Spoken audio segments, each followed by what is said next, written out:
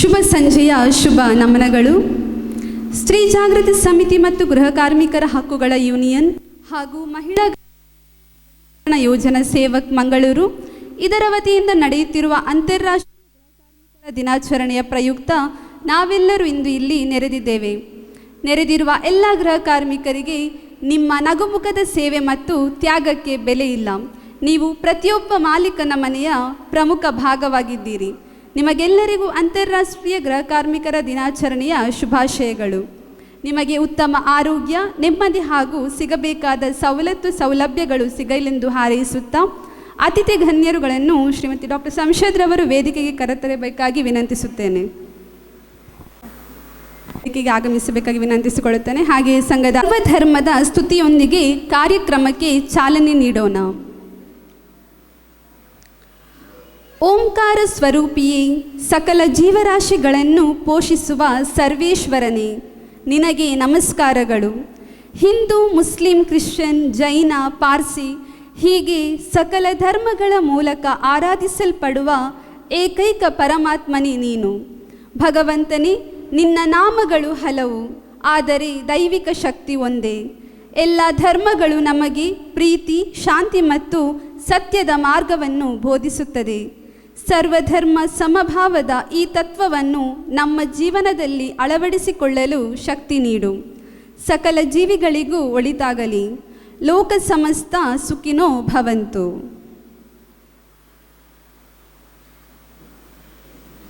ಇಂದ ಕಾರ್ಯಕ್ರಮಕ್ಕೆ ಆಗಮಿಸಿರುವ ತಮ್ಮೆಲ್ಲರನ್ನು ಸ್ವಾಗತಿಸಲಿದ್ದಾರೆ ಶ್ರೀಮತಿ ಮಲರ್ ಇವರು.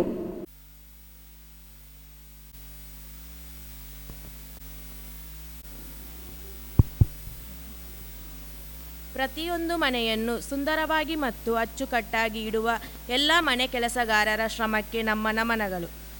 ನಮ್ಮ ಇಂದಿನ ಕಾರ್ಯಕ್ರಮಕ್ಕೆ ಮುಖ್ಯ ಅತಿಥಿಯಾಗಿ ಆಗಮಿಸಿರುವ ಶ್ರೀಯುತ ಕುಮಾರ್ ಸರ್, ಕಾರ್ಮಿಕ ಇಲಾಖೆಯ ಅಧಿಕಾರಿ, ನಿಮಗೆ ನಮ್ಮ ಸಂಸ್ಥೆಯ ಪರವಾಗಿ ಸ್ವಾಗತವನ್ನು ಬಯಸುತ್ತೇವೆ. ಇವರಿಗೆ ಕವಿತಾ ರಾಜೇಂದ್ರರವರು ಹೂವನ್ನು ನೀಡಿ ಸ್ವಾಗತಿಸಲಿದ್ದಾರೆ. ಹಾಗೆಯೇ ಇನ್ನೋರ್ವ ಕಾರ್ಮಿಕ ಅಧಿಕಾರಿ ವಿಲ್ಮಕ್ತಾ ಅವರು, ನಿಮಗೂ ನಮ್ಮ ಸಂಸ್ಥೆಯ ಪರವಾಗಿ ಸ್ವಾಗತವನ್ನು ಬಯಸುತ್ತೇನೆ. ತಮ್ಮ ಅನುಪಸ್ಥಿತಿಯಲ್ಲಿ ಕಾರ್ಯಕ್ರಮಕ್ಕೆ ಸ್ವಾಗತಿಸುತ್ತಾ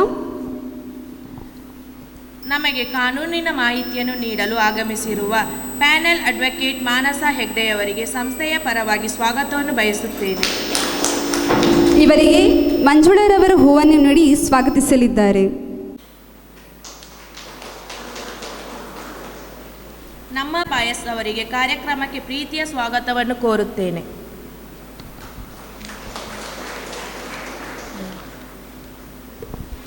ಇವರಿಗೆ ದೇವಿಯವರು ಹೂವನ್ನು ನೀಡಿ ಸ್ವಾಗತಿಸಲಿದ್ದಾರೆ. ಸದಾ ನಮ್ಮೊಂದಿಗಿರುವ ಶ್ರೀಮತಿ ಗೀತಾ ಶೇಖರ್, ಅಧ್ಯಕ್ಷರು, ನಂದಿನಿ ಮಹಿಳಾ ಮಂಡಲ, ರಿಜಿಸ್ಟ್ರಾರ್, ಕುಂಜತ್ಬೈಲ್, ನಿಮಗೆ ನಮ್ಮ ಸಂಸ್ಥೆಯ ಪರವಾಗಿ ಸ್ವಾಗತವನ್ನು ಬಯಸುತ್ತೇನೆ. ಇವರಿಗೆ ಹೊನ್ನಮ್ಮರ್ ಅವರು ಹೂವನ್ನು ನೀಡಿ ಸ್ವಾಗತಿಸಲಿದ್ದಾರೆ. ನಮ್ಮ ಸಂಸ್ಥೆಯ ಸಂಚಾಲಕಿ ಡಾಕ್ಟರ್ ಶಂಷದ್, ನಿಮಗೆ ಕಾರ್ಯಕ್ರಮಕ್ಕೆ ಹೃತ್ಪೂರ್ವಕ ಸ್ವಾಗತವನ್ನು ಬಯಸುತ್ತೇನೆ. ಇವರಿಗೆ ರೇಣುಕರ್ ಅವರು ಹೂವನ್ನು ನೀಡಿ ಸ್ವಾಗತಿಸಲಿದ್ದಾರೆ.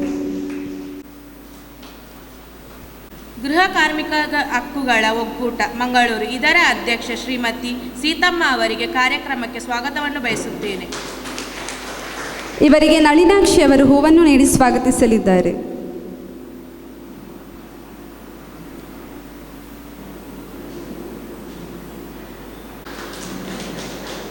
ಗೃಹ ಹಕ್ಕುಗಳ ಒಕ್ಕೂಟದ ಕಾರ್ಯದರ್ಶಿ ಶ್ರೀಮತಿ ಕವಿತಾ ಶ್ರೀರಾಮ್, ನಿಮಗೂ ಸ್ವಾಗತವನ್ನು ಬಯಸುತ್ತೇನೆ.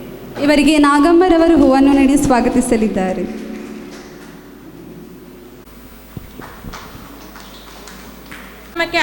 ಆಗಮಿಸಿರುವ ಅಂಗನವಾಡಿ ಕಾರ್ಯಕರ್ತರಿಗೆ ಸ್ವಾಗತವನ್ನು ಬಯಸುತ್ತೇನೆ. ಶ್ರೀಮತಿ ಶ್ಯಾಮಲತಾ ರಾಘು, ನಿವೃತ್ತ ಶಿಕ್ಷಕಿ ಶ್ರೀಮತಿ ಲೀನಾರವರು ವೇದಿಕೆಗೆ ಮುಂಭಾಗಕ್ಕೆ ಬಂದು ಸ್ವಾಗತದ ಒಂದು ಹೂವನ್ನು ಸ್ವೀಕರಿಸಬೇಕಾಗಿ ವಿನಂತಿಸಿಕೊಳ್ಳುತ್ತೇನೆ. ಹಾಗೆ ಶ್ರೀಮತಿ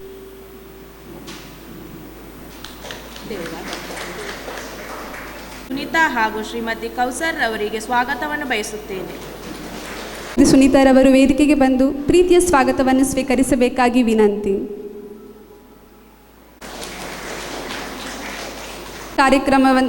ವಿಡಿಯೋಗ್ರಫಿ ಹಾಗೂ ಫೋಟೋಗ್ರಫಿಯನ್ನು ಶ್ರೀಯುತ ವಿವ್ ಲೈವ್ ಚಾನೆಲ್ನ ಸರ್, ನಿಮಗೂ ನಮ್ಮ ಸಂಸ್ಥೆಯ ಪರವಾಗಿ ಹೃತ್ಪೂರ್ವಕ ಹೂವನ್ನು ನೀಡಿ ಸ್ವಾಗತಿಸಬೇಕಾಗಿ ವಿನಂತಿ. ಶ್ರೀಮತಿ ಭಾರತಿ ನಮ್ಮೊಂದಿಗಿದ್ದರೆ. ಮ್ಯಾಮ್, ನಿಮಗೂ ಹೃತ್ಪೂರ್ವಕ ಸ್ವಾಗತವನ್ನು ಬಯಸುತ್ತೇನೆ. ವೇದಿಕೆಯ ಮುಂಭಾಗಕ್ಕೆ ಬಂದು ಹೂವನ್ನು ಸ್ವೀಕರಿಸಬೇಕಾಗಿ ವಿನಂತಿ.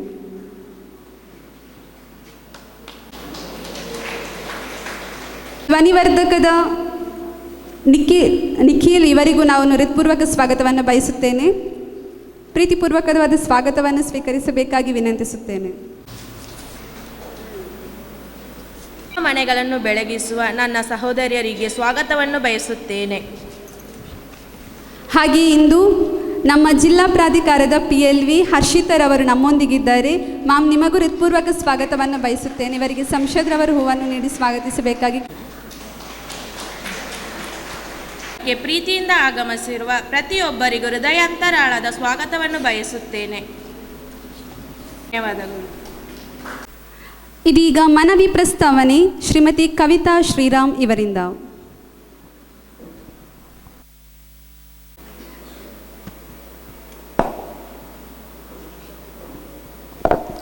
ಎಲ್ಲರಿಗೂ ಶುಭ ಸಂಜೆ.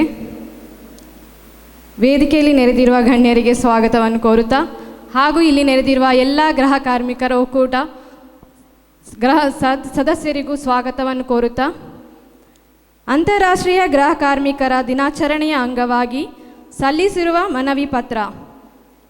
ಭಾರತದಲ್ಲಿ 1 ಕೋಟಿಗೂ ಹೆಚ್ಚು ಗೃಹ ಕಾರ್ಮಿಕರು ಇನ್ನೂ ಅಧೀನತೆ ಮತ್ತು ಅಸುರಕ್ಷಿತ ಪರಿಸ್ಥಿತಿಯಲ್ಲಿ ಬದುಕುತ್ತಿದ್ದಾರೆ. ಅವರ ಸ್ಪಷ್ಟವಾದ ಕೊಡುಗೆಗಳಿದ್ದರೂ ಅವರನ್ನು ಸಮಾಜವು ಕಾಣದವರಂತೆ ಪರಿಗಣಿಸಿ ನೆರಳಿನಲ್ಲಿ ತಳ್ಳಿ ಹಾಕಿದೆ.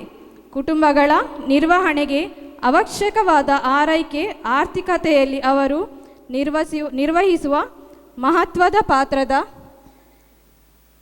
ಹೊರತಾಗಿಯೂ ಯಾವುದೇ ಆಡಳಿತ ಪಕ್ಷ, ರಾಜಕೀಯ ಸಂಘಟನೆ ಅಥವಾ ಸಾಮಾಜಿಕ ವರ್ಗವು ಅವರನ್ನು ಸಮರ್ಪಕವಾಗಿ ಗುರುತಿಸುವುದಿಲ್ಲ. ಅವರ ಆಡಳಿತ ಪಕ್ಷ, ರಾಜಕೀಯ ಅವರ ಮಹತ್ವವು ಅವರ ಇಲ್ಲದಾಗ ಮಾತ್ರ ಅದು ನಿಧಾನ ಸ್ವರದಲ್ಲಿ ಚರ್ಚೆಯಾಗುತ್ತದೆ.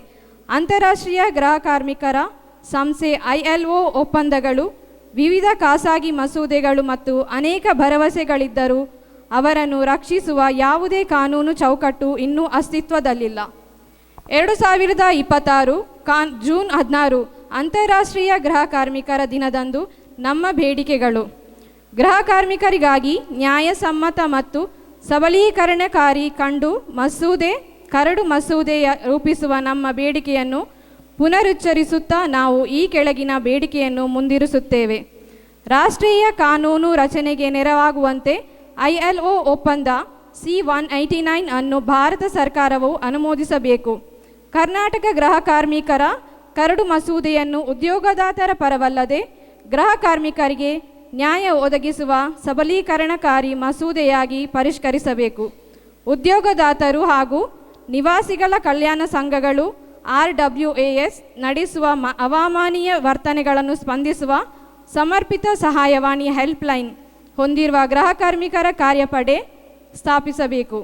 ಗೃಹ ಕಾರ್ಮಿಕರ ಸುರಕ್ಷತೆ, ಆರೋಗ್ಯ ಮತ್ತು ಸಾಮಾಜಿಕ ಭದ್ರತೆಯನ್ನು ಸಂವಿಧಾನಾತ್ಮಕ ಹಕ್ಕಾಗಿ ಖಚಿತಪಡಿಸಲು ಪರಿಣಾಮಕಾರಿ ದೂರು ಪರಿಹಾರ ವ್ಯವಸ್ಥೆಯನ್ನು ಸ್ಥಾಪಿಸಬೇಕು. ಇದಕ್ಕಾಗಿ ಸರ್ಕಾರ ಜನಸ್ಪಂದನೆ ಪೋರ್ಟಲ್ ಈಗಾಗಲೇ ಚೌಕಟ್ಟು ಲಭ್ಯವಿದೆ. ಗೃಹ ಕಾರ್ಮಿಕರೊಂದಿಗೆ ಸಮಾಲೋಚನೆ ನಡೆಸಬೇಕು. ಅಸಂಘಟಿತ ಕಾರ್ಮಿಕರ ಸಾಮಾಜಿಕ ಭದ್ರತಾ ಮಂಡಳಿ UWSSW ಬೋರ್ಡ್ ಅನ್ನು ಮರುಪರಿಶೀಲಿಸಿ ಗೃಹ ಕಾರ್ಮಿಕರ ಉದ್ಯೋಗ, ವೇತನ, ಕೆಲಸದ ಪರಿಸ್ಥಿತಿ, ಸುರಕ್ಷತೆ, ಉದ್ಯೋಗ ಸಂಬಂಧಿತ ಆರೋಗ್ಯ ಮತ್ತು ಸಾಮಾಜಿಕ ಭದ್ರತೆಯನ್ನು ನಿರ್ವಹಿಸುವಂತೆ ಬಲಪಡಿಸಬೇಕು. ಗೃಹ ಕಾರ್ಮಿಕರ ಕಳ್ಳಸಾಗಣೆ ಮತ್ತು ಶೋಷಣೆಯಲ್ಲಿ ತೊಡಗಿರುವ ಏಜೆನ್ಸಿಗಳು ಹಾಗೂ ಉದ್ಯೋಗದಾತರ ವಿರುದ್ಧ ತಕ್ಷಣ ಕಠಿಣ ಕ್ರಮ ಕೈಗೊಳ್ಳಬೇಕು. ಕಾರ್ಮಿಕ ಸಂಘಗಳು ಮತ್ತು ಕಾರ್ಮಿಕರ ಸಹಯೋಗದೊಂದಿಗೆ ಪ್ಲೇಸ್ಮೆಂಟ್ ಏಜೆನ್ಸಿ ನಿಯಂತ್ರಣ ಕಾಯ್ದೆಯನ್ನು ಜಾರಿಗೊಳಿಸಬೇಕು. 2015ರಲ್ಲಿ ಕರ್ನಾಟಕ ಹೈಕೋರ್ಟ್ ನೀಡಿದ ಕಳ್ಳಸಾಗಣೆ ಸಂಬಂಧಿತ ಮಾರ್ಗಸೂಚಿಗಳನ್ನು ಜಾರಿಗೊಳಿಸಬೇಕು. ಹಿರಿಯ ಗೃಹ ಕಾರ್ಮಿಕರಿಗೆ ಸ್ಮಾರ್ಟ್ ಕಾರ್ಡ್ ಸೌಲಭ್ಯ ಮತ್ತು ಅಘಾತ ವಿಮೆ ಒದಗಿಸಬೇಕು. 60 ವರ್ಷ ಮೇಲ್ಪಟ್ಟವರಿಗೂ ಸ್ಮಾರ್ಟ್ ಕಾರ್ಡ್ಗಳನ್ನು ವಿಸ್ತರಿಸಬೇಕು. ಏಕೆಂದರೆ ಅನೇಕರು 80 ವರ್ಷ ವಯಸ್ಸಿನವರೆಗೂ ಕೇವಲ ಕೆಲಸ ಮಾಡಿಯೇ ಮುಂದುವರಿಸುತ್ತಾರೆ. ಸಮಾಲೋಚನೆ ಮತ್ತು ಕ್ರಮಕ್ಕಾಗಿ ಪರಿಗಣಿಸಬಹುದಾದ ದೂರು ಪರಿಹಾರ ಯೋಜನೆ ಕುರಿತ ಟಿಪ್ಪಣಿಯನ್ನು ಇದಕ್ಕೆ ಸಂಲಗ್ನಗೊಳಿಸಲಾಗಿದೆ. ಯೋಗ್ಯ ಕೆಲಸವೇ ಗೃಹ ಕಾರ್ಯ. ದಾಸ್ಯತೆಯನ್ನು ನಿರ್ಮೂಲಗೊಳಿಸೋಣ. ಅವಕಾಶಕ್ಕಾಗಿ ಧನ್ಯವಾದಗಳು.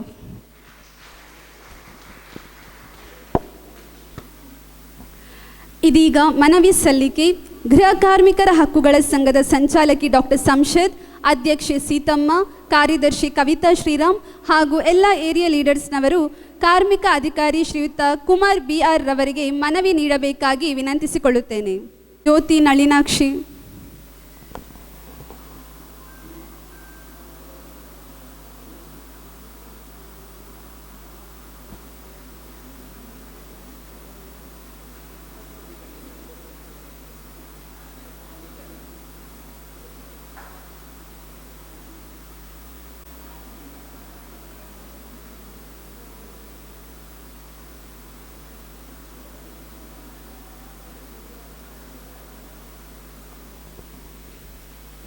ಹಕ್ಕುಗಳ ಯೂನಿಯನ್ ಹಾಗೂ ಮಹಿಳಾ ಸಬಲೀಕರಣ ಯೋಜನೆ ಸೇವಕ್ ಮಂಗಳೂರು.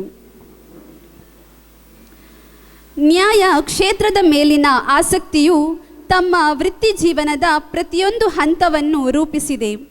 ಕಾನೂನು ಪ್ರಾಧ್ಯಾಪಕರಾಗಿ ವೃತ್ತಿ ಆರಂಭಿಸಿ ನಂತರ ದಸ್ತಾವೇಜುಗಳ ಕರಡು ಹಾಗೂ ಪರಿಶೀಲನೆ ಸೇರಿದಂತೆ ನಾನ್ ಲಿಟಿಗೇಷನ್ ಕ್ಷೇತ್ರದಲ್ಲಿ ಅನುಭವ ಗಳಿಸಿ ಪ್ರಸ್ತುತ ಮಂಗಳೂರಿನಲ್ಲಿರುವ ನ್ಯಾಯಾಲಯದಲ್ಲಿ ವಕೀಲರಾಗಿ ಕಾರ್ಯನಿರ್ವಹಿಸುತ್ತಿದ್ದು, ಗ್ರಾಹಕರ ಹಕ್ಕುಗಳ ರಕ್ಷಣೆ, ನ್ಯಾಯದ ಸ್ಥಾಪನೆ ಹಾಗೂ ಪರಿಣಾಮಕಾರಿ ಕಾನೂನು ಪರಿಹಾರವನ್ನು ಒದಗಿಸುವಲ್ಲಿ ತನ್ನನ್ನು ತಾನು ತೊಡಗಿಸಿಕೊಂಡಿದ್ದಾರೆ.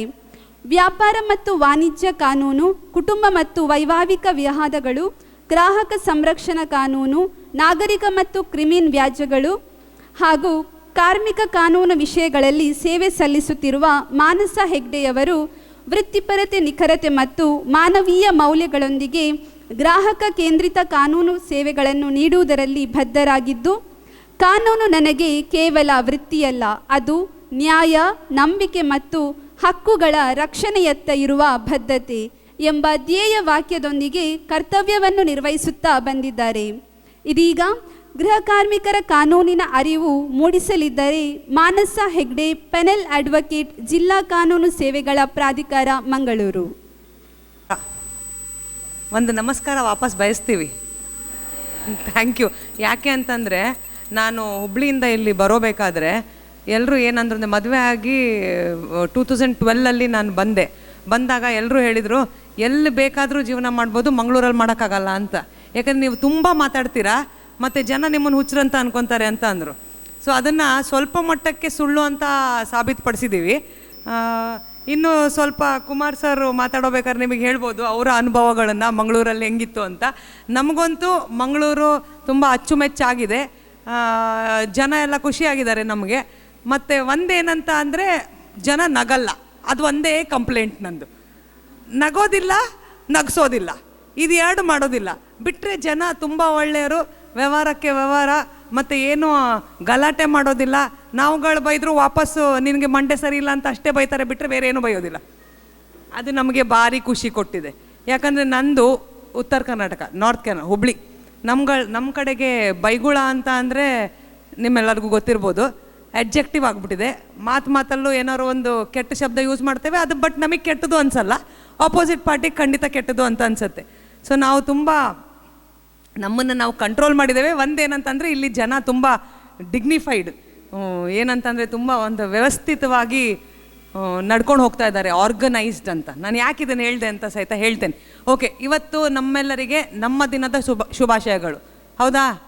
ನಾವು ಕೂಡ ಒಂದು ರೀತಿ ಡೊಮೆಸ್ಟಿಕ್ ವರ್ಕರ್, ಎಲ್ಲರೂ ಹೆಂಗಸರಾಗಲಿ ಗಂಡಸರಾಗಲಿ ಈಕ್ವಾಲಿಟಿ ಬಿಫೋರ್ ಲಾ ಏನು ಹೇಳ್ತಾ ಇದೆ. ನಾವು ಹೆಂಗಸರಾಗಿ ಎಲ್ಲ ಕಡೆಗೆ ಹೋರಾಟ ಮಾಡ್ತಾ ಇದ್ದೀವಿ, ಈಕ್ವಾಲಿಟಿ ಅಂತ.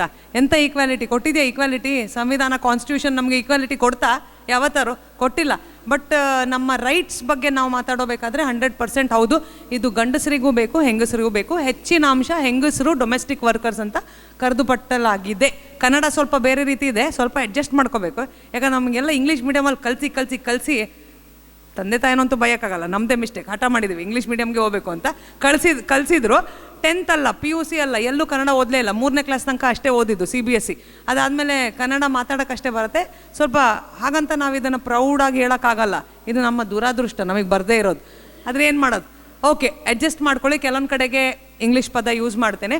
ನಮ್ಮ ರೈಟ್ಸ್ ಅಂದರೆ ನಮ್ಮ ಹಕ್ಕುಗಳ ಬಗ್ಗೆ ನಾವು ಹೋರಾಟ ಮಾಡೋಬೇಕಾದ್ರೆ ಹೆಚ್ಚಿನ ಅಂಶ ನಾವು ನೋಡಿರೋದು ಹೆಂಗಸರು ಡೊಮೆಸ್ಟಿಕ್ ವರ್ಕರ್ಸ್ ಆಗಿದ್ದಾರೆ. ಬಟ್ ಎಲ್ಲ ಕಡೆಗೂ ಹಾಗೆ ಅಂತ ಹೇಳೋಕ್ಕಾಗಲ್ಲ. ಅರ್ಧ ಜನ 80% ಒಳ್ಳೆ ಕುಕ್ಸ್ ಅಂತೆ, ಮೆನ್ ಅಂದರೆ ಗಂಡಸರು ಒಳ್ಳೆ ಅಡುಗೆ ಮಾಡ್ತಾರೆ. ಹೋಟ್ಲಲ್ಲೆಲ್ಲ ನೀವು ನೋಡಿರ್ಬೋದು, ಗಂಡಸರೇ ಅಡುಗೆ ಅಷ್ಟೇ ಅಲ್ಲ, ಕೂದಲು ಕಟ್ಟು ಸಹಿತ ಗಂಡಸರೇ ಚೆನ್ನಾಗಿ ಮಾಡೋದು. ನನಗೆ ಗೊತ್ತಿಲ್ಲ ಎಷ್ಟು ಜನ ಹೋಗ್ತೀರಾ ಅಂತ. ನಾನಂತೂ ಹುಡುಗಿರ ಹತ್ರ ಕಟ್ ಮಾಡಿಸ್ಕೊಳ್ಳೋದಿಲ್ಲ ಕೂದಲನ್ನು, ಯಾಕಂದರೆ ಅವ್ರು ಪ್ರೊಫೆಷ್ನಲ್ ಅಲ್ಲ ಅಂತ. ಹಜಾಮತಿ ಅಂಗಡಿನಲ್ಲಿ ಹೇಗೆ ಕಟ್ ಮಾಡ್ತಾರೋ ಹಾಗೆ ನಮ್ಮ ಬ್ಯೂಟಿ ಸಲೂನಲ್ಲಿ ಜೆಂಡರ್ ನ್ಯೂಟ್ರಲ್ ಇರೋ ಸಲೂನ್ಸ್ ಇದೆ, ಅಲ್ಲಿ ಕೂಡ ನಾವು ಹೋಗೋದು ಯಾಕೆ ಅಂದರೆ ಒಳ್ಳೆ ಪ್ರೊಫೆಷ್ನಲ್, ಒಳ್ಳೆ ಯಾಕೆ ಏನು ಹಂಗಾರೆ ನೀವೆಲ್ಲ ಯಾಕೆ ಸೇರಿದ್ದೀರಾ ಅಥವಾ ನಾವು ಯಾಕೆ ಬಂದಿದ್ದೇವೆ ಇವತ್ತು ಡೈರೆಕ್ಟಾಗಿ ಮಾಹಿತಿಗೆ ನೀಡೋದಕ್ಕೆ? ಯಾಕೆ ಬೇಕು? ಯಾಕೆ ಅಂತ ಅಂದರೆ ನಿಮಗೆಲ್ಲ ಗೊತ್ತಿದೆ, ನಿಮ್ಮ ಯೂನಿಯನ್ ಇದೆ, ನಿಮ್ಮ ಬೇಡಿಕೆ ಈಡೇರಿದ್ದಾಗ ನೀವು ಕುಮಾರ್ ಸರ್ ಡೋರ್ ತಟ್ತೀರಾ. ಯಾಕಂದರೆ ಅವ್ರು ಲೇಬರ್ ಡಿಪಾರ್ಟ್ಮೆಂಟಿಗೆ ಸೇರ್ಪಟ್ಟಿದ್ದಾರೆ. ನನ್ನಕ್ಕಿಂತ 100% ಜಾಸ್ತಿ ಅವರು ವೆರಿ ನಾಲೆಜಬಲ್. ಲೇಬರ್ ಲಾಸ್ ಮತ್ತು ನಿಮ್ಮ ಹಕ್ಕುಗಳ ಬಗ್ಗೆ ಅವ್ರು ಖಂಡಿತವಾಗಿಯೂ ತಿಳಿಸ್ತಾರೆ. ಬಟ್ ಅದಲ್ಲದೆ ನಾನು ಏನು ಹೇಳಬಲ್ಲೆ, ಈಗ ನನಗೂ ಗೊತ್ತಿಲ್ಲ ಅಂತ ಇಲ್ಲ, ನನಗೂ ಗೊತ್ತಿದೆ. ಬಟ್ ನಾವು ಯಾಕೆ ಪಿಕ್ಚರಿಗೆ ಬರ್ತೇವೆ ಅಂತ ಅಂದರೆ, ನಾವು ಒಂದು ಪ್ಲ್ಯಾಟ್ಫಾರ್ಮ್, ಏನು ಕಾನ್ಸ್ಟಿಟ್ಯೂಷನ್ ಅಥವಾ ಏನು ಸಂವಿಧಾನ ಅಥವಾ ಯಾವುದೇ ಒಂದು ಆ್ಯಕ್ಟ್ ಮುಖಾಂತರ ನಿಮಗೆ ನಿಮ್ಮ ರೈಟ್ಸ್ ಅಂದರೆ ನಿಮ್ಮ ಹಕ್ಕುಗಳನ್ನು ಪ್ರಾಮಿಸ್ ಮಾಡಿದೆಯೋ ನಮ್ಮ ಸಂವಿಧಾನ, ನಮ್ಮ ಸುಪ್ರೀಂ ಕೋರ್ಟು, ಹೈಕೋರ್ಟು ಎಲ್ಲ ನಿಮ್ಮ ರೈಟ್ಸ್ ಬಗ್ಗೆ ಹೋರಾಟ ಮಾಡೋದ್ರಲ್ಲಿ ಏನು ಸಹಕಾರ ಮಾಡಿದೆಯೋ, ಎಲ್ಲೋ ಒಂದು ಕಡೆಗೆ ಅದು ಕರೆಕ್ಟಾಗಿ ನೆರವೇರ್ದಿದ್ದಾಗ ಅಥವಾ ನಮಗೆ ಸಿಗದಿದ್ದಾಗ ನೀವು ಯಾರು ಬಾಗಿಲು ತಟ್ತೀರಾ ಅಂದರೆ ಕೋರ್ಟ್ ಬಾಗಿಲು ತಟ್ತೀರಾ, ಆವಾಗ ನಾವೆಲ್ಲ ನಿಮಗೆ ಕಾಣ್ತೇವೆ. ಅಲ್ಲಿ ತನಕ ನಾವು ಯಾರೂ ಕಾಣಬಾರ್ದು. ನಮ್ಮ ಪ್ರಕಾರ ಡಾಕ್ಟರ್ ಹತ್ರ, ಲಾಯರ್ ಹತ್ರ ನೀವುಗಳು ಯಾವತ್ತೂ ಹೋಗಲೇಬಾರ್ದು. ಬಟ್ ಕೆಲವೊಂದು ಟೈಮ್ ಬರಬೇಕಾಗತ್ತೆ. ಸೊ ನಿಮ್ಮ ಇದನ್ನು ಬೇಡಿಕೆಗಳಲ್ಲಾಗಲಿ ಅಥವಾ ಏನೇ ಒಂದು ನೆರವೇರಲಿಲ್ಲ, ಏನೋ ಒಂದು ಆಗಲಿಲ್ಲ, ನಿಮ್ಮ ರೈಟನ್ನ ಯಾರು ತೊಗೊಂಡ್ರು ನಿಮ್ಮಿಂದ ಅಂತ ಆದಾಗ ನೀವು ನಮ್ಮಲ್ಲಿ ಬಂದಾಗ ನಮ್ಮ ಸಹಕಾರ ನಿಮಗೆ ಬೇಕೇ ಬೇಕು. ಅದಕ್ಕೋಸ್ಕರ ನಾವಿದ್ದೆ. ಸರಿ, ಇವತ್ತು ನಮ್ಮ ದಿನ ಅಂತ ಅಂದೆ. ನಮ್ಮ ದಿನ ಯಾಕೆ ಅಂದೆ ಅಂತಂದರೆ, ನಾವು ಮನೇಲೆಲ್ಲ ಕೆಲಸ ಮಾಡೋಬೇಕಾದ್ರೆ ಡೊಮೆಸ್ಟಿಕ್ ವರ್ಕರ್ಸ್ ಯಾರು ಅಂತ ತಲೆಗೆ ಹೋದಾಗ ಒಮ್ಮೆ ಎಲ್ಲರೂ ಅದರಲ್ಲಿ ಒಳಪಡ್ತಾರೆ. ಅಂದರೆ ಎಲ್ಲರೂ ಅಡುಗೆ ಮಾಡೋರು, ಮಕ್ಕಳನ್ನ ನೋಡ್ಕೊಳ್ಳೋರು, ನಿಮ್ಮೆಲ್ಲರಿಗೂ ಗೊತ್ತಿದ್ದೇ ಇದೆ ಯಾರನ್ನು ಡೊಮೆಸ್ಟಿಕ್ ವರ್ಕರ್ಸ್ ಅಂತ ಕರೀತಾರೆ ಅಂತ. ನಾವು ಸಹಜವಾಗಿ ಅವ್ರಿಗೆ ಹೇಳ್ತೇವೆ, ನೀವು ನಮ್ಮ ಫ್ಯಾಮಿಲಿ ಮೆಂಬರ್ ಇದ್ದಂಗೆ ಅಂತ ಹೇಳ್ತೇವೆ. ಹೌದಾ, ನೀವು ನಮ್ಮ ಮನೆಯವ್ರ ಥರನೇ ಅಂತ ಹೇಳ್ತೇವೆ. ಬಾಯಿ ಮಾತಲ್ಲಿ ಹೇಳ್ತೇವೆ. ಅವತ್ತಿನ ದಿನ ರಾತ್ರಿ ಒಂದು ಸ್ವಲ್ಪ ಮನೇಲಿ ಜಾಗ ಕೊಡು ಅಂತಂದರೆ ಇವತ್ತಾಗೋದಿಲ್ಲ ಅಂತ ಕೂಡ ನಾವೇ ಹೇಳ್ತೇವೆ. ಅಥವಾ ಒಂದೇನೋ ಬಿಸಿ ಚಾ ಬೇಕು ಇವಾಗ 12 ಗಂಟೆಗೆ ಅಂತ ಸೋಫಾದ ಮೇಲೆ ಕಾಲು ಹಾಕೊಂಡು ಕೂತ್ರೆ ನಡೆಯುತ್ತಾ? ಇಲ್ಲ, ಅದೆಲ್ಲ ಸುಮ್ಮನೆ ಬಾಯಿ ಮಾತಲ್ಲಿ ಹಾಗಂತ ಅವರು ಮಾಡಬಾರ್ದು. ಅದು ಅರ್ಥ ಮಾಡ್ಕೋಬೇಕು. ನಾವು ಸುಮ್ಮನೆ ಬಾಯಿ ಮಾತಿಗೆ ಹೇಳಿದ್ದೇವೆ ಅಂತ ಅವರು ಕೂಡ ಅರ್ಥ ಮಾಡ್ಕೋಬೇಕು. ಬಟ್ ಕೆಲವೊಂದು ಟೈಮ್ ಏನಾಗುತ್ತೆ, ನಮ್ಮಲ್ಲಿದ್ದಾರೆ, ನಾವು ಯಾವತ್ತೂ ಹೇಳ್ತಿರ್ತೀವಿ ನಮ್ಮ ಹುಬ್ಳಿ ಕಡೆಗೆಲ್ಲ, ನೀವು ನಮ್ಮ ಮನೆ ಮಂದಿ ಇದ್ದಂಗೆ ರೀ, ಏನು ಬರ್ರಿ ಅಂತ ಹೇಳ್ತಿರ್ತೀವಿ. ಬಾ ಅಂತ ಅಂದ್ಕೊಳ್ಳೆ ಬಂದೇ ಬಿಡೋದಲ್ವ ಒಳಗಡೆಗೆ. ಅದಕ್ಕೆ ನಾವು ಕರೆಯೋಕ್ಕೆ ಹೋಗಲ್ಲ, ಮನೆ ಮಂದಿ ಅಂತ ಹೇಳಕ್ಕೆ ಹೋಗಲ್ಲ. ಬಟ್ ಯಾವ ಟ್ರೀಟ್ಮೆಂಟ್ ಕೊಡಬೇಕೋ ಅವ್ರಿಗೆ ಕೊಡ್ತೀವಿ. ಅಂದರೆ ಸಹಜವಾಗಿ ಅವರಿಗೆ ರಜಾ ಬೇಕಾದಲ್ಲಿ ರಜಾ, ಅಥವಾ ಊಟ ತಿಂಡಿ ಬೇಕಾದಲ್ಲಿ, ಏನೋ ತಲೆ ನೋವ್ತಾ ಇದೆ ಅಂತ ಅಂದಾಗ 12 ಗಂಟೆ ಹೊತ್ತಿಗೆ ಬೆಳಗ್ಗೆ ಕೆಲವೊಂದು ಟೈಮು ಗಾರ್ಡನಿಂಗ್ ಮಾಡೋಕ್ಕೆ ಬರ್ತಿರ್ತಾರೆ. ಆವಾಗ ಸುಮಾರು ಕಡೆಗೆ ನಾವು ಮನೆ ಮಂದಿ ಥರನೇ ಟ್ರೀಟ್ ಮಾಡಿದ್ದೇ ಇದೆ. ಮನೆ ಮಂದಿ ಅಂತ ಅಂದರೆ ಮನೆ ಜನ ಅಂತ ನಾವು ಯಾವಾಗ ಹೇಳ್ತೀವೋ ಅಂದರೆ ಅವ್ರನ್ನ ನಾವು ಪ್ರೀತಿಯಿಂದ ನೋಡಬೇಕು ಅಂತ. ಅವ್ರ ಮೇಲೆ ದೌರ್ಜನ್ಯ ಆಗಲಿ ಅಥವಾ ಯಾವುದೇ ರೀತಿ ಭೇದ ಭಾವ ಆಗಲಿ ಅಥವಾ ಅವರ ಕೆಲಸ ಮಾಡಿದ್ದಕ್ಕೆ ಸರಿಯಾಗಿ ದುಡ್ಡು ಕೊಡದೇ ಇರೋದಾಗಲಿ ಮಾಡಬಾರ್ದು ಅನ್ನೋದಕ್ಕೆ ಮನೆ ಜನ ಅಂತ ಅಂತೇವೆ.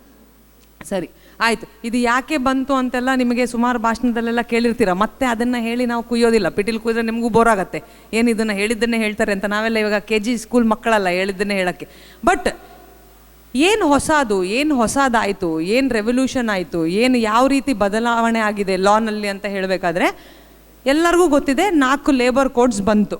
ಅದರಲ್ಲಿ ನಿಮ್ಮನ್ನು ತಂದಿದ್ದಾರಾ ಅನ್ನೋದೇ ಪ್ರಶ್ನೆ. ಅಂದರೆ ಡೊಮೆಸ್ಟಿಕ್ ವರ್ಕರ್ಸ್ ಅಂತ ಏನು ಕರಿತೇವೋ ಎಲ್ಲರಿಗೂ ಗೊತ್ತಿದೆ. ನಮ್ಮದು ಅನ್ಆರ್ಗನೈಸ್ಡ್ ಸೆಕ್ಟರ್. ಅನ್ಆರ್ಗನೈಸ್ಡ್ ಅಂತ ಯಾಕೆ ಹೇಳ್ತೇವೆ ಅಂತಂದರೆ, ನಿಮಗೆ ಕರೆಕ್ಟಾಗಿ ಒಂದು ನಿಗದಿಪಡಿಸಿರೋ ಒಂದು ಎಂಪ್ಲಾಯರ್ ಇಲ್ಲ. ಬೇರೆ ಮನೆಗೆ ಹೋಗ್ತಿರ್ತೀವಿ, ಬೇರೆ ಕಡೆ ದುಡಿತಿರ್ತೀವಿ. ಸರಿಯಾಗಿ ಒಂದು ಲಾ ನಮ್ಮ ಸಲುವಾಗಿ ಅಂದರೆ ಡೊಮೆಸ್ಟಿಕ್ ವರ್ಕರ್ ಸಲುವಾಗಿ ಸರಿಯಾಗಿ ಒಂದು ಲಾ ಬರಲೇ ಇಲ್ಲ. ಇಲ್ಲಿ ತನಕನೂ ಬರಲಿಲ್ಲ. ಬೇಡಿಕೆಗಳಿದೆ, ಬಿಲ್ ಆಗಿದೆ, ಎಲ್ಲ ಆಗಿದೆ, ಹೊರತು ಅದು ಇನ್ನೂ ತನಕ ಬರಲಿಲ್ಲ. ಯಾಕೆ ಬರಲಿಲ್ಲ? ಕಾರಣಾಂತರಗಳಿಂದ ಬಂದಿಲ್ಲ, ಒಂದು ಮಾಡೋಕ್ಕಾಗ್ತಾಯಿಲ್ಲ. ಸರಿ, ಆಯಿತು.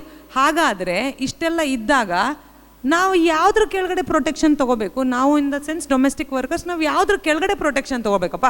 ಈಗ ನಮಗೇನೋ ಒಂದು ಆಯಿತು, ನಮಗೆ ನಮ್ಮ ಹಕ್ಕು ಸಿಗಲಿಲ್ಲ, ಅವಾಗ ಯಾವುದು ಅಂತಂದರೆ ನಿಮಗೆ ಗೊತ್ತಿದೆ, ಲೇಬರ್ ಡಿಪಾರ್ಟ್ಮೆಂಟ್ ಒಂದು ಇದ್ದೇ ಇದೆ ಯಾವತ್ತು. ಈಗ ನಿಮಗೆ ಈ ಅನ್ಆರ್ಗನೈಸ್ಡ್ ಸೆಕ್ಟರ್ ಅಂತ ಏನು ಹೇಳ್ತಾ ಇದ್ದೇವಲ್ಲ, ಅನ್ಆರ್ಗನೈಸ್ಡ್ ವರ್ಕರ್ಸ್ ಅಂತ, ಅವ್ರನ್ನ ಹಾಗಂದರೆ 4 ಲೇಬರ್ ಕೋಡ್ಸ್ ಏನು ಬಂತೋ ಮೊನ್ನೆ, ಹಳೆ ಲೇಬರ್ ಲಾಸ್ನೆಲ್ಲ ಕಾಟ್ ಹೊಡೆದು ಬಂತಲ್ವಾ, ಅದ್ರ ಕೆಳಗಡೆ ನಿಮ್ಮನ್ನು ತಂದಿದ್ದಾರಾ ಅಂತ ಕ್ವಶನ್ ಕೇಳಿದರೆ ನೀವುಗಳಲ್ಲಿ, ಹೌದು ತಂದಿದ್ದಾರಾ ಸರ್? ಖಂಡಿತವಾಗ್ಲೂ ತಂದಿದ್ದಾರೆ ಡೊಮೆಸ್ಟಿಕ್ ವರ್ಕರ್ಸ್ನ.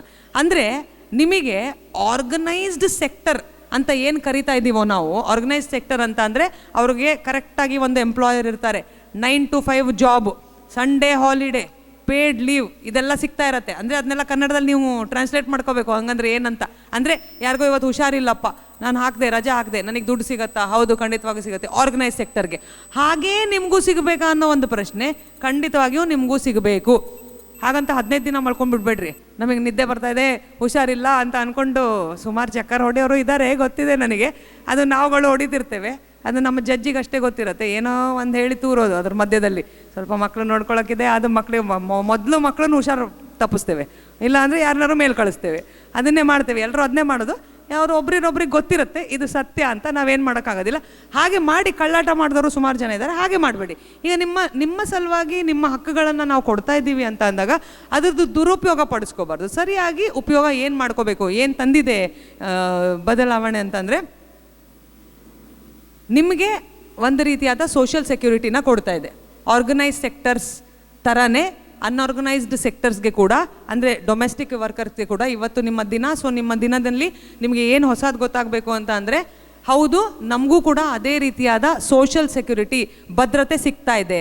ಯಾವುದ್ರ ಕೆಳಗೆ ಸಿಗ್ತಾ ಇದೆ ಅಂತ ಕರೆಕ್ಟಾಗಿ ಸರ್ ನಿಮಗೆ ನನಗಿಂತ ಬೆಸ್ಟ್ ನೀಟಾಗಿ ವಿವರಿಸ್ತಾರೆ. ಯಾವುದ್ರ ಕೆಳಗೆ ಸಿಗ್ತಾ ಇದೆ, ಏನೇನು ಬೆನಿಫಿಟ್ ಸಿಗ್ತಾ ಇದೆ ಅಂತ ಅವ್ರು ನಿಮಗೆ ಹೇಳ್ತಾರೆ. ಬಟ್ ಯಾವಾಗ ನಿಮಗೆ ಸಿಗೋದಿಲ್ವೋ ಆವಾಗ ನೀವು ಏನು ಮಾಡಬೇಕು ಅಂತ ಅಂದರೆ, ನಮ್ಮಲ್ಲಿ ಬರಬೇಕು.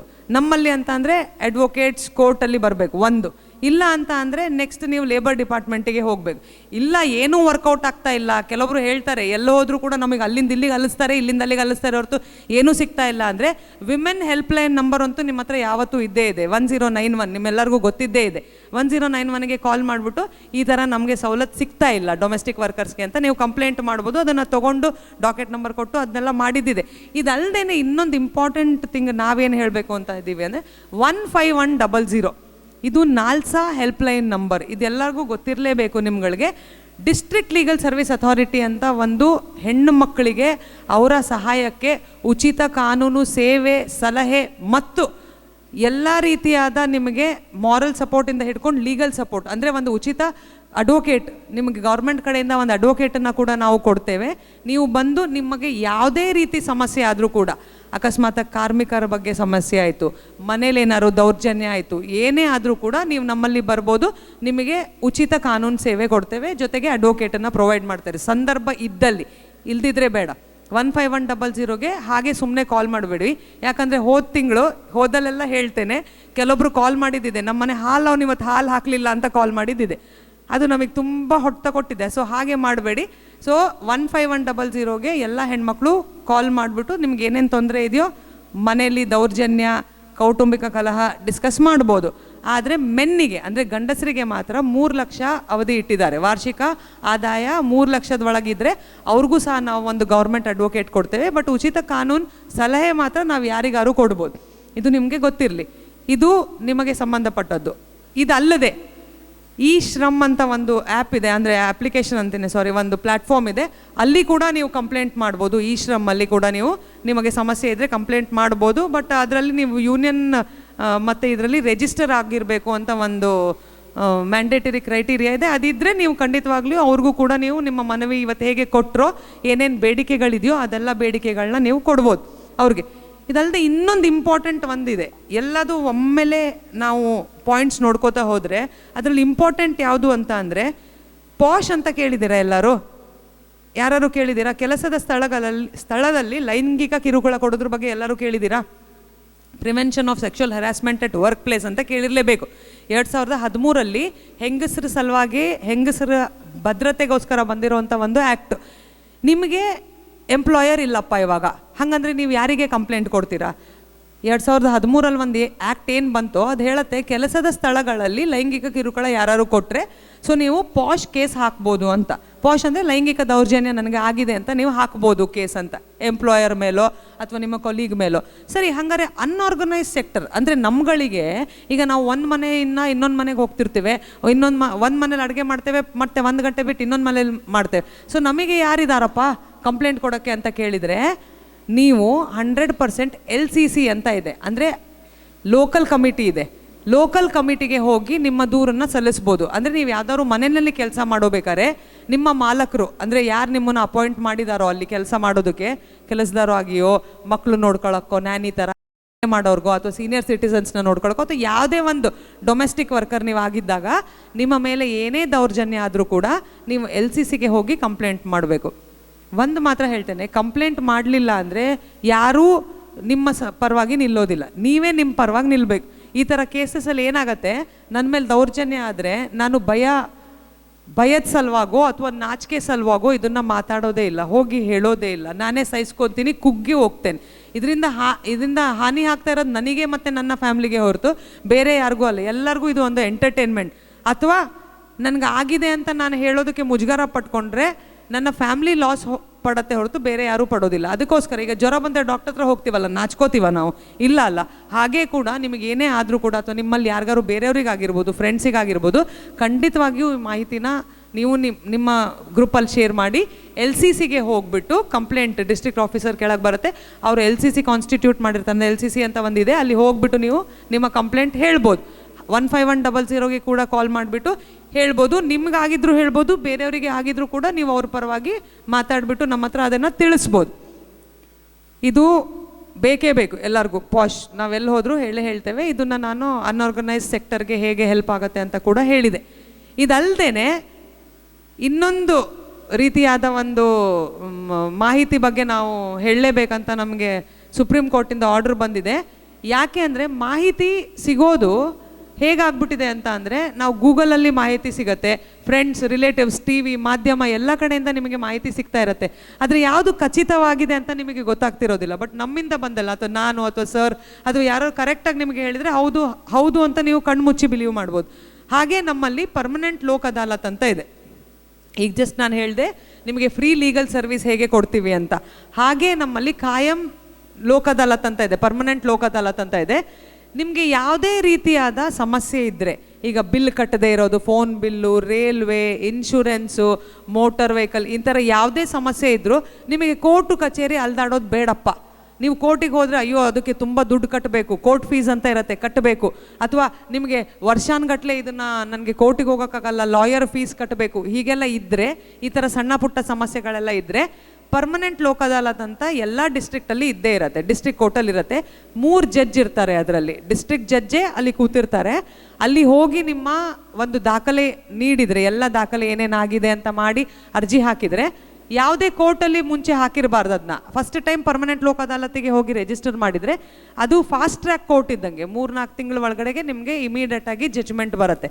ಪರವಾಗಿ ಬರುತ್ತೆ, ಇಲ್ಲ ವಿರೋಧವಾಗಿ ಬರುತ್ತೆ, ಒಟ್ಟಿನಲ್ಲಿ ಬಂದೇ ಬರುತ್ತೆ. ಸೊ ಕಾಯಂ ಲೋಕ್ ಅದಾಲತ್ ಅದರಲ್ಲಿ ನೀವು ಅರ್ಜಿ ಹಾಕಿ ಸಲ್ಲಿಸ್ಬೋದು, ದೂರು ಸಲ್ಲಿಸ್ಬೋದು. 3 ಜಡ್ಜ್ ಇರ್ತಾರೆ, ಅದನ್ನು ನೀವು ನೆನ್ಪಿಟ್ಕೊಳ್ಳಿ. ಯಾವುದೇ ರೀತಿ ಅಥವಾ ಲೋಕ್ ಅದಾಲತ್ ಅಂತ 3 ತಿಂಗಳಿಗೊಮ್ಮೆ ನಡೀತಾ ಇರುತ್ತೆ.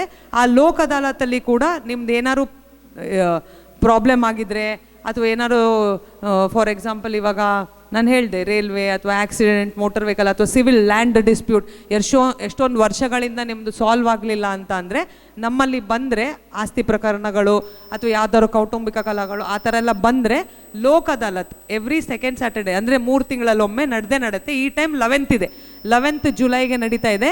ನಮ್ಮಲ್ಲಿ ಬಂದು ಅರ್ಜಿ ಹಾಕಿ ಲೋಕ್ ಅದಾಲತಲ್ಲಿ ಆ ಪ್ರಕರಣಗಳನ್ನು ಇತ್ಯರ್ಥ ಮಾಡ್ಕೋಬೋದು. ಜಡ್ಜಸ್ಸೇ ಕೂತಿರ್ತಾರೆ, ಡಿಸ್ಟ್ರಿಕ್ಟ್ ಜಡ್ಜಸ್ಸೇ ಕೂತಿರ್ತಾರೆ, ಬಂದು ನಿಮ್ಮ ಇದನ್ನು ಸಾಲ್ವ್ ಮಾಡ್ಕೋಬೋದು.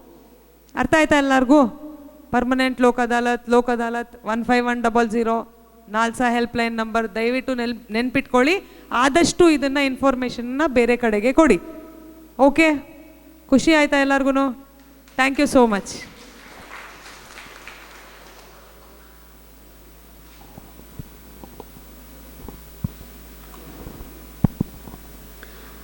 ಬಹಳ ಸ್ಪಷ್ಟತೆಯಿಂದ ಕಾನೂನಿನ ಅರಿವು ಮೂಡಿಸಿದ ಮಾನಸ ಹೆಗ್ಡೆ ಅವರಿಗೆ ಹೃತ್ಪೂರ್ವಕ ಧನ್ಯವಾದಗಳು. ಗಿಡವು ದಿನದಿಂದ ದಿನಕ್ಕೆ ಬೆಳೆಯುತ್ತಾ ಕೊಟ್ಟವರ ನೆನಪನ್ನು ಹಸಿರಾಗಿಡುತ್ತದೆ. ಇದೀಗ ಡಾಕ್ಟರ್ ಸಂಶದ್ ರವರು ಗಿಡವನ್ನು ಮಾನಸ ಹೆಗ್ಡೆಯವರಿಗೆ ನೀಡಬೇಕಾಗಿ ಕೇಳಿಕೊಳ್ಳುತ್ತೇನೆ. ಜೋರಾದ ಕೈಚಾಚಿ ಧನ್ಯವಾದ ಸಮರ್ಪಿಸೋಣ. ಸೇವೆ ಮತ್ತು ಕರ್ತವ್ಯ ನಿಷ್ಠೆ ಎಂದಿಗೂ ಸುಳ್ಳಾಗುವುದಿಲ್ಲ. ನಾವು ಮಾಡುವ ಕೆಲಸವೇ ಸಮಾಜದಲ್ಲಿ ನಮಗೊಂದು ಶಾಶ್ವತ ಹೆಸರನ್ನು ತಂದುಕೊಡುತ್ತದೆ. ಕುಮಾರ್ BR ದಕ್ಷ ಅಧಿಕಾರಿಯಾಗಿದ್ದು ಹಾಸನ ಮೂಲದವರು. ಶೈಕ್ಷಣಿಕವಾಗಿ ವೃತ್ತಿಪರವಾಗಿ ಅತ್ಯಂತ ಶ್ರೀಮಂತ ಹಿನ್ನೆಲೆಯನ್ನು ಹೊಂದಿದ್ದಾರೆ. BBM ಪದವಿಯಲ್ಲಿ ಪ್ರಥಮ ರ್ಯಾಂಕ್ ಗಳಿಸಿದ ಇವರು ನಂತರ ಸಮಾಜ ಕಾರ್ಯದಲ್ಲಿ ಸ್ನಾತಕೋತ್ತರ ಪದವಿ ಹಾಗೂ ಕಾರ್ಮಿಕ ಕಲ್ಯಾಣದಲ್ಲಿ ಡಿಪ್ಲೊಮಾ ಶಿಕ್ಷಣವನ್ನು ಮುಗಿಸಿದ್ದಾರೆ. 1995ರಲ್ಲಿ ತಮ್ಮ ವೃತ್ತಿ ಜೀವನವನ್ನು ಆರಂಭಿಸಿದ ಇವರು 2002ರಲ್ಲಿ KPSC ಪರೀಕ್ಷೆಯ ಮೂಲಕ ಕಾರ್ಮಿಕ ಇಲಾಖೆಗೆ ಸೇರ್ಪಡೆಯಾದರು. ಅಂದಿನಿಂದ ಇಂದಿನವರೆಗೆ ತೀರ್ಥಹಳ್ಳಿ, ಉಡುಪಿ, ಕುಂದಾಪುರ, ಪುತ್ತೂರು, ಮಂಗಳೂರು, ಬೆಂಗಳೂರು ಮತ್ತು ಉತ್ತರ ಕನ್ನಡ ಸೇರಿದಂತೆ ರಾಜ್ಯದ ವಿವಿಧ ಭಾಗಗಳಲ್ಲಿ ಅತ್ಯಂತ ದಕ್ಷತೆ ಮತ್ತು ಪ್ರಾಮಾಣಿಕತೆಯ ಸೇವೆಯನ್ನು ಸಲ್ಲಿಸಿದ್ದಾರೆ. ಇದೀಗ ಕಾರ್ಯಕ್ರಮದ ಮುಖ್ಯ ಅತಿಥಿಯಿಂದ ಮುಖ್ಯ ಮಾತುಗಳು ಶ್ರೀಯುತ ಕುಮಾರ್ BR ಇವರಿಂದ. ಎಲ್ರಿಗೂ ನಮಸ್ಕಾರ.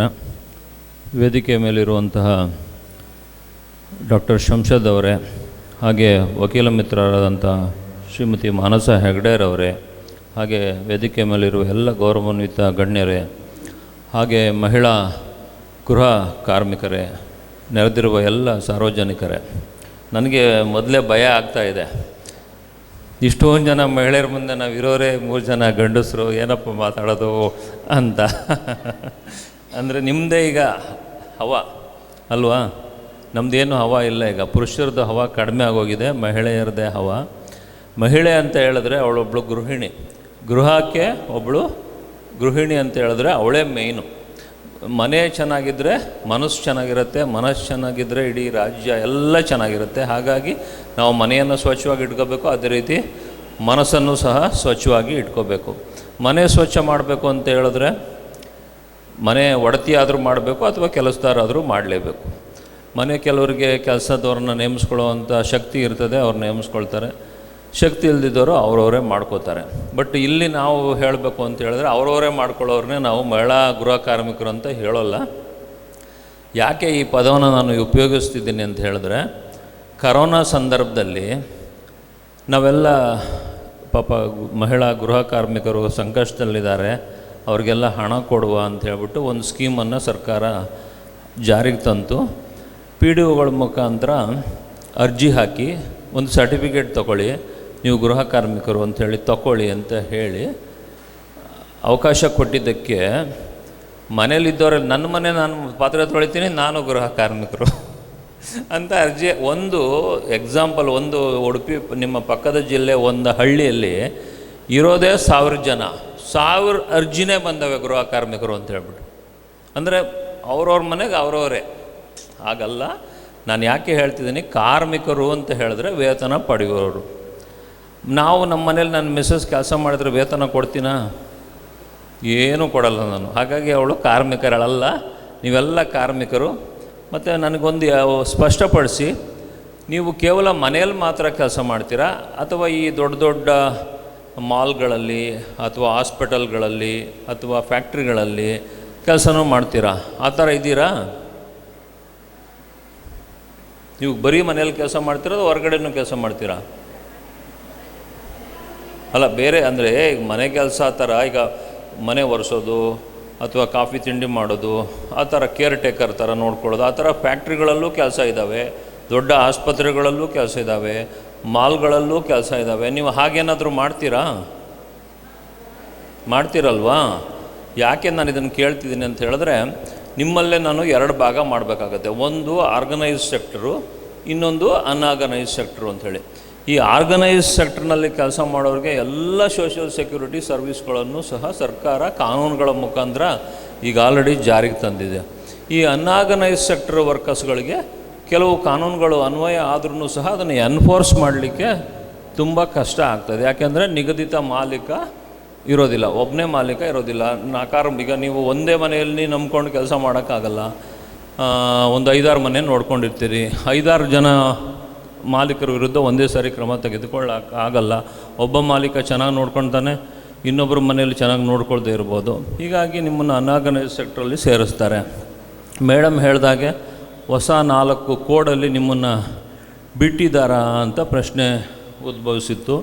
ಬಟ್ಟು ಸೋಷಿಯಲ್ ಸೆಕ್ಯೂರಿಟಿ ಕೋಡಲ್ಲಿ ಅನ್ಆರ್ಗನೈಸ್ಡ್ ಸೋಷಿಯಲ್ ಸೆಕ್ಯೂರಿಟಿ ಆ್ಯಕ್ಟನ್ನು ಸಹ ಮರ್ಜ್ ಮಾಡಿದ್ದಾರೆ. 9 ಕಾಯ್ದೆಗಳನ್ನು ಮರ್ಜ್ ಮಾಡಿ ಒಂದು ಕೋಡ್ ಮಾಡಿದ್ದಾರೆ, ಸೋಷಿಯಲ್ ಸೆಕ್ಯೂರಿಟಿ ಕೋಡ್ 2020 ಅಂಥೇಳಿ.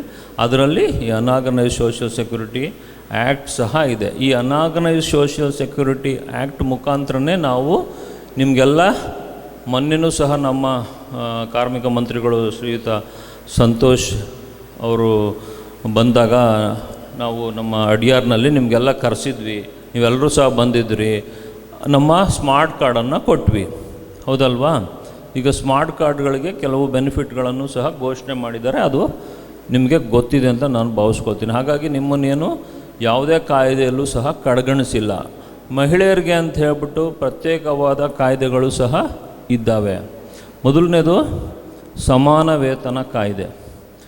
ಇಲ್ಲಿ ಪುರುಷ ಅಥವಾ ಮಹಿಳೆ ಒಂದೇ ಥರನಾದ ಕೆಲಸ ಮಾಡ್ತಾಯಿದ್ರೆ ಪುರುಷನಿಗೆ ಮಹಿಳೆಗೆ ಯಾವುದೇ ತಾರತಮ್ಯ ಮಾಡದ ರೀತಿಯಲ್ಲಿ ವೇತನವನ್ನು ಪಾವತಿಸಬೇಕು ಅಂತೇಳಿ ಕಾಯ್ದೆ 1976ರಲ್ಲೇ ಬಂದಿದೆ. ಇನ್ನು 1948ರಲ್ಲಿ ಇದು ಪುರುಷ ಮಹಿಳೆ ಅಂತಿಲ್ಲ, ಎಲ್ಲರಿಗೂ ಯೂನಿವರ್ಸಲ್ ಆಗಿ ಅಪ್ಲೈ ಆಗುವಂತಹ ಕಾಯ್ದೆ ಕನಿಷ್ಠ ವೇತನ ಕಾಯ್ದೆ. ನಿಮಗೆಲ್ಲ ಗೊತ್ತಿದೆ, ಡೊಮೆಸ್ಟಿಕ್ ವರ್ಕರ್ಗೂ ಸಹ ಸರ್ಕಾರ ಕನಿಷ್ಠ ವೇತನವನ್ನು ನಿಗದಿಪಡಿಸಿದೆ. ನೀವು ಮಾಡುವಂತಹ ಕೆಲಸದ ಆಧಾರದ ಮೇಲೆ, ಗಂಟೆಗಳ ಆಧಾರದ ಮೇಲೆ ನಿಮಗೆ ಆ ಮನೆಯ ಮಾಲೀಕ ಕನಿಷ್ಠ ವೇತನವನ್ನು ನಿಮಗೆ ಪಾವತಿಸಬೇಕು ಅಂತ ಇದೆ. ಹಾಗೆ ವೇತನ ಪಾವತಿ ಕಾಯ್ದೆ 1936, ಈ ಕಾಯ್ದೆಯು ಸಹ ಯೂನಿವರ್ಸಲ್ ಆಗಿ ಅಪ್ಲೈ ಆಗುತ್ತೆ. ಯಾವುದೇ ಮಾಲೀಕ ನಿಮಗೆ ವೇತನವನ್ನು ಕೊಡಲಿಲ್ಲ ಅಂತ ಹೇಳಿದ್ರೆ ನೀವು ಅದರ ಕಾನೂನು ಅಡಿಯಲ್ಲಿ ಆ ವೇತನವನ್ನು ಕ್ಲೈಮ್ ಮಾಡಲಿಕ್ಕೆ ಆಗತ್ತೆ. ಹಾಗೆ ಮೇಡಮ್ ಅವ್ರು ಹೇಳಿದ್ರು ಪಾಶ್ ಅಂಥೇಳಿ. ಪಾಶ್ ಅಂತ ಹೇಳಿದ್ರೆ ರಿಚ್ ಆಗಿದ್ದೀವಿ ಅಂತ ಅಲ್ಲ, ಪ್ರಿವೆನ್ಷನ್ ಆಫ್ ಸೆಕ್ಷುವಲ್ ಹ್ಯಾರಾಸ್ಮೆಂಟ್ ಅಂತ ಪಾಶ್ ಅಂತ ಸಿಂಪಲ್ಲಾಗಿ ಹೇಳುವಂಥ ಕಾಯ್ದೆ. ಆ ಕಾಯ್ದೆ ಎಲ್ಲಿ ಅನ್ವಯಿಸ್ತದೆ? ಈ ಆರ್ಗನೈಸ್ ಸೆಕ್ಟರ್ ಅಂತ ಹೇಳಿದ ತಕ್ಷಣ 10 and above ವರ್ಕರ್ಸ್ ಇರುವಂಥ ಎಸ್ಟಾಬ್ಲಿಷ್ಮೆಂಟು. 10 and above ಇರೋ ವರ್ಕರ್ಸ್ ಇರುವಂಥ ಎಸ್ಟಾಬ್ಲಿಷ್ಮೆಂಟಲ್ಲಿ ಏನಾದರೂ ಮಹಿಳೆಯರ ಮೇಲೆ ಕೆಲಸ ಸ್ಥಳದಲ್ಲಿ ದೌರ್ಜನ್ಯ ಆದರೆ, ಲೈಂಗಿಕ ದೌರ್ಜನ್ಯ ಆದರೆ ನೀವು ಅಲ್ಲಿಯೇ ಇರುವಂತಹ ಆಂತರಿಕ ಸಮಿತಿಗೆ ದೂರು ಕೊಡ್ಬೋದು. ಒಂದು ಪಕ್ಷ ನೀವು ಅಂಥ ಆರ್ಗನೈಸ್ ಸೆಕ್ಟ್ರಲ್ಲಿಲ್ಲ, ಅನ್ಆರ್ಗನೈಸ್ ಸೆಕ್ಟ್ರಲ್ಲಿದ್ದೀರಿ ಅಂತ ಹೇಳಿದ್ರೆ 10 ಜನಕ್ಕಿಂತ ಕಡಿಮೆ ಇರುವಂಥ ಕಡೆ ಕೆಲಸ ಮಾಡ್ತಿದ್ರೆ ಮೇಡಮ್ ಅವ್ರು ಹೇಳಿದಂತೆ ಜಿಲ್ಲಾ ಮಟ್ಟದಲ್ಲಿ ಜಿಲ್ಲಾಧಿಕಾರಿಗಳ ಅಧ್ಯಕ್ಷತೆಯಲ್ಲಿರುವಂತಹ ಲೋಕಲ್ ಸಮಿತಿಗೆ ನೀವು ದೂರನ್ನು ಕೊಡ್ಬೋದು. ದೂರು ಕೊಡೋದ್ರಿಂದ ನಿಮ್ಮ ಕಷ್ಟಗಳು ಪರಿಹಾರ ಆಗತ್ತೆ. ಇನ್ನು ಆರ್ಗನೈಸ್ ಸೆಕ್ಟ್ರಲ್ಲಿ ಹೇಳಬೇಕು ಅಂದರೆ ಹೆರಿಗೆ ಭತ್ಯೆ ಕಾಯ್ದೆ ಇದೆ.